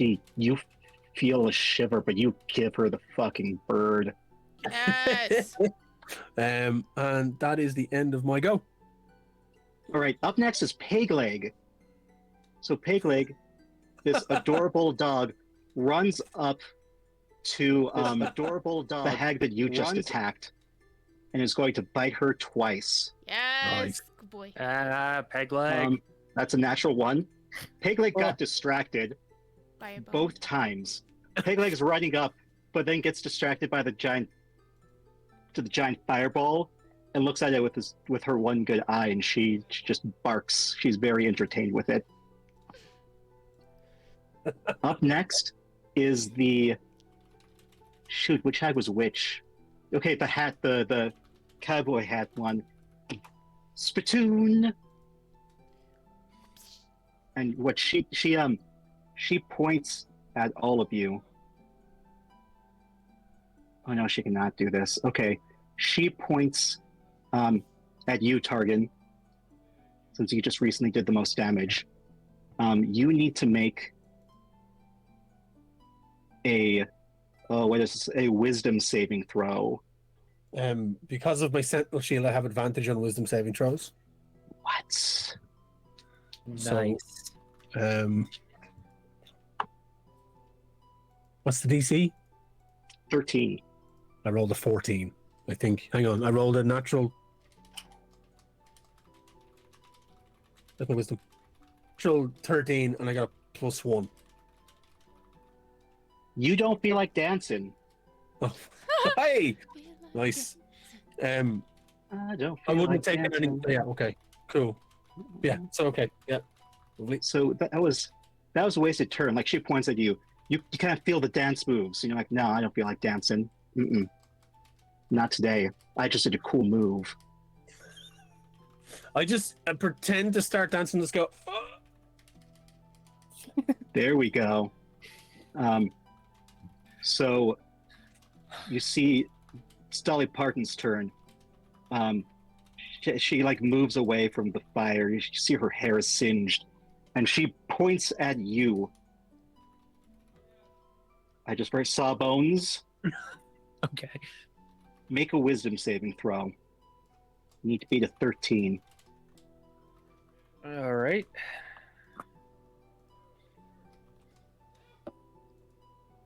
Uh, 15. God damn it. You start to feel your body kind of like mold, and then it comes back together. You've just saved yourself from a polymorph. Ooh. My arm like goes out, starts like twisting, and boom.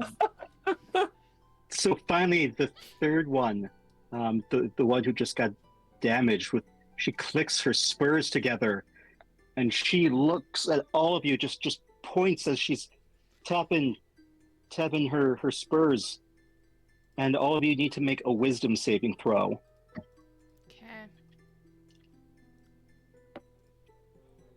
Okay. Is this against magic, right? Yes. Cool, so I have I'm not advantage. very wise. I have no brain. 5.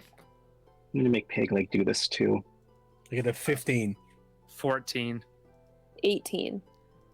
Shit, Peg How Leg. do I die? Just kidding. So what happens to you,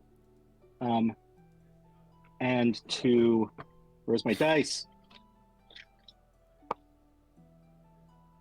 So just you see these clocks surround you, and then they're ticking, and then they slow down. What happens to you is a slow just got cast on you. What this means is that you can only take a bonus action or a regular action, not both. Your speed is halved, and you take a -2 penalty to your armor class and dexterity saving throws, and you cannot use reactions. Fuck. Is this that. is this creature within 5 feet of me? The creature casting it, or Erica? The creature casting it. Most likely not. No. Okay, cool. Yeah. All right. So that's all 3 hags. They are not doing too well. I want to hit something. Parrot, your turn. Thank Remember, you. you only get a bonus action or a regular action. I'm gonna do a regular action. Am I close enough to one of them that I don't have to move? My sword is a 10-foot range. You have to move, but even though you're slow, you can get to them and you can reach them with your sword, Okay. like movement plus sword. Okay. 19 to hit.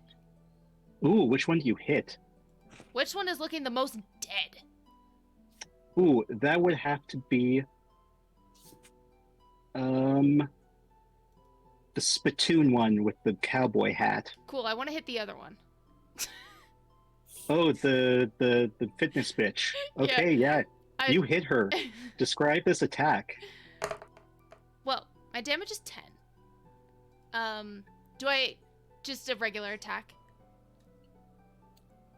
Yeah. I'm gonna go for the throat, like I Wait, had earlier. Your damage is just a flat 10? Just a flat 10. 2d6 plus 3. That's it. Nice. Um, Respect.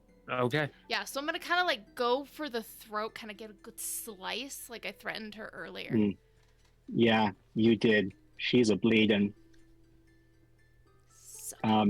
That is your turn. Yeah. So now we're back to Elf. And Seth. Excellent. I'm gonna hit. Well, I guess I'll hit the spittoon one because I think I'm still right next to her. Yes. With my Morning Star.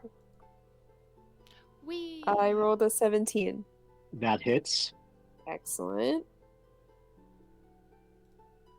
So it's gonna be 10 plus 2, 12 damage total. She's not looking so hot.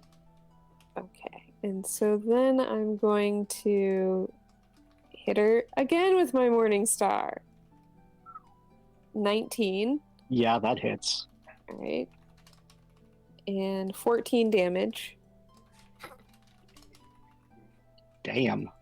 Age. Yeah. Describe these attacks to me. So the first one, I'm going to sweep the legs with the Morning Star.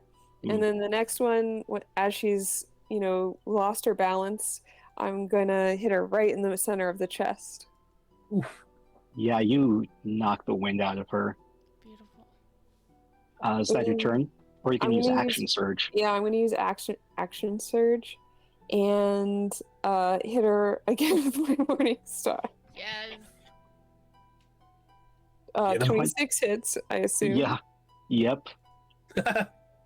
And 9 damage. She's not looking very healthy. And I'm going to hit her again if she's not dead yet. You can do that? I have 2 attacks per action. I got an extra action, so I got 2 more attacks. Damn. Okay. But I only rolled a 9. 9 does not hit. I actually should have been able to do that as well, but I forgot to do it. Oh well. Right. All right. Is that your turn? I think that's all I can do.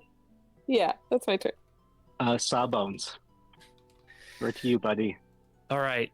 So because we've kind of been switching up how we describe them. So Withered Arm is still alive. Fitness. I've been referring them to their cowboy attire. So Fitness okay. Bitch looks like Dolly Parton. Yep. Okay. She's dead, right? Or almost dead? No, it's a cowboy hat. Okay. So we're gonna bonus action move the sphere of fire into, because I'm assuming that everyone is still relatively close, like within 30 feet. Yeah. So we're gonna bonus action the sphere of fire into the spittoon one. Okay. So they'll need to do a dex saving throw, trying to beat a 15. 12. Ha! So they'll take 2d6 fire damage. 5. 4. They'll take 9 fire damage. You burn her to a crisp. Describe this to me. So I kind of imagine, so Sawbones is basically just, they're standing relatively stock still, and it's just with like ever so slightly twitches of like their head or their finger sends this ball of fire careening into them, and just kind of watches, very much like that TikTok sound with the Pengu where it gets really serious and there's like the song and the like choral song in the background. That's what's happening as they just watch the hag burn inside this giant ball of fire. And then No, sister! We hated you! Fuck you! Bitch! Fuck you! Wait, now we can't do magic shit! And then for my action, since that was bonus action, for my action, Sawbones is then going to turn around and hurl acid into the face of the closest hag. Dolly Parton. All right, make another dexterity saving throw. It's a natural 2 for a total of 3. Ah! Hang on. Acid splash. Sorry, I slipped it. There we go. Okay, 2d6 acid damage. So that's gonna be 9 damage. You melt off her hair. Oh, jeez. So the hags can no longer do magic. So here's what I'm going to do. We're going to do an all-out attack. Just tell me what you're doing, all of you. Roll for damage, pile on. There's going to be a smoke cloud like a cartoon fight. Okay. So, yeah, pick your attacks. Tell me what you're doing. Roll that damage. Okay, so Par's going to kind of do like a... Am I still slowed? We'll say the slow is gone at this point. Yes! Okay, sweet. So it's kind Because of I like forgot to roll Constitution saving throws for them. True.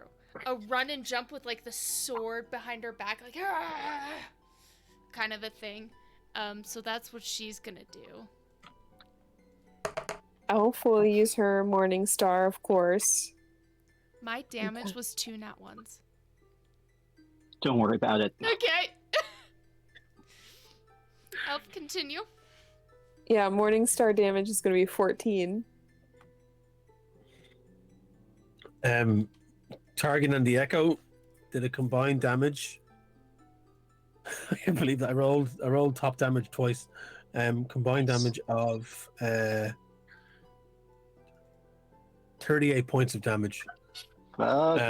It's basically, it's acrobatics. They're just bouncing off each other, pirouetting, just slicing her to bits, and there's just chunks of her falling off as she's just like, and it's just shish kebabbing the bitch. Oh my gosh, I love All it. right. Pig leg. Wait, okay, what does Sawbones do? Did we describe Sawbones already? Well, I mean, I did the attack that killed that first one, so if we skip me, that's fine. Oh no, you're doing this too. It's an all-out attack. So Like even Sawbones is gonna whisper. Blurgle, like shoots multiple arrows into the fight. Yeah, fair. So Sawbones is going to mutter under their breath. The chorus from this is gonna be so niche. Well, maybe so much, but Metallica had a song called "Creeping Death." Yeah. Anyways. Yep. I'm with you. Right. Wayne gets it. Wayne gets it. Wayne gets it. Anyways, Yep. so they're gonna basically mutter. They're gonna sing the chorus of that song to themselves as they just slowly move the ball of fire over each hag, or what remains of them in some cases, and just burn them. Or I guess it hits Pigleg. one and it stops. Pig leg's gonna nip at their ankles. All of this turns into just a comical smoke cloud as you're all just fighting, and then finally we zoom in on Pig leg, who hops up, freeze frame. We see the smoke gone, the hag splurting blood, and then up top it says "Playtime's over." Record scratch. Record scratch. So The hags fall defeated. Congrats, you won this showdown. Goodness To gracious. wrap things up, since it's kind of late, what ends up happening is after this, you figure out where Sylvie's being held. She's next door at the shrine. She's crying. She's so happy because there's a portrait of her. She had been turned into a Medusa, but because you destroyed the portrait, she is safe and sound, and now she's taking control of her spa once again. You make it back to Candlekeep, and let's just roleplay at the end here as you make it back to Candlekeep. So what's our next book for book club? There we go. We ended there. Perfect. That And was good. we're done. roll credits. Roll credits. That was just. There's a mid-credit nothing to scene say. of Sawbones just sitting on a chair with a book and like the glass of wine, just flipping through. Targan's like walking by, sees this, and it's like, "Hey, wait a second!" And then it keeps rolling. Then I it love ends it. with Peg Leg barking and going through that dimensional portal again. That's adorable. Oh my Thank, gosh. thank you, everyone. This was the price of beauty. I've been your dungeon Mika. Let's just go ahead. Take us out, all of you. Once again, say who you are, where it can find you, what you're doing with your life. Yes. We'll start with Wayne, our I'll go at special the end. guest. I'm Wayne Talbot. You can find me at Wayne Talbot on Twitter, or at the Irish Pubcast, or rogue_comics_IOR for Ireland. Yeah, I'm the DM on Sorcery and Shenanigans, which you can find on YouTube, or wherever you find any good podcast, or any bad podcasts, if that might matter. Podcasts. So yeah, that's me. Yeah, this was a lot of fun. Thanks for having me. Yeah, cool. All right, Travis, our other special guest. All right. Well, first of all, thank you guys so much for having me. It was a real joy to come on to the stream and play some D&D. You can find me as one half of Lottie and Travis's miniatures. So that's at Lottie LOTTIES MINIS on Instagram, and just check out kind of all the fun little painting projects that we're doing through various miniature war games. Other than that, I don't have Twitter, so sorry. That's the only place you can find me. And And if you've been here for our previous streams, they are Steph's partner. So we're Yes. very excited to have you here. It's been great. speaking of partners, Kumquat, tell us about you, my dear lesbian wife. Yeah, I'm Emily Mercedes Rich. I'm her You gay can- husband. It Don't worry works. about it. there was a wedding and everything. It's a story. You can find me at on Twitter or Instagram at Mercedes Rich. Mercedes is spelled like Mercedes Benz, so Mercedes Rich. And you can also find my work. I'm currently there's a short film that I worked with John Cates on. So look for that. It's called Silver Saloon. And I think that's my only thing to plug right now.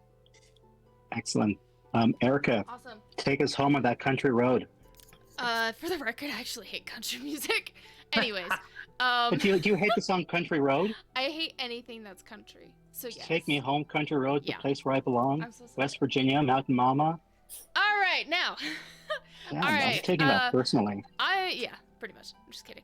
I'm Erica Ondoin. You can find me here. You can find me at Couch Soup, Deadpan Gaming, of which we are actually going to go over and raid them here in a minute. They are our partner when it comes to doing charities and other things, so they're available to raid right now. So we're going to head over there in just a minute. Our schedule has been updated. We will not be starting our campaign on the 13th. We will instead be doing a one-shot, starting our campaign on the 27th. So go over to Twitter to make sure that you are up to date with all of our new stuff, and you'll find all updates and shenanigans there. So thank you for joining, especially when you're in Ireland and it is early in the AM for you. Everybody Thank you else, so much, Wayne. yeah. There's the sun. I can see the sun. Oh gosh. Oh, damn. And if you haven't seen, me and Wayne were on Couch Soup doing the Green Knight TTRPG. Those is some of the funnest moments of my entire life. So make sure you go and check those out, because he's an excellent DM and I'm a great player. So have a great night. We're going to head over and raid Deadpan Gaming, and I hope you all have an excellent night and you have a good long rest. Bye. Good night and good luck. Bye, everyone. Bye.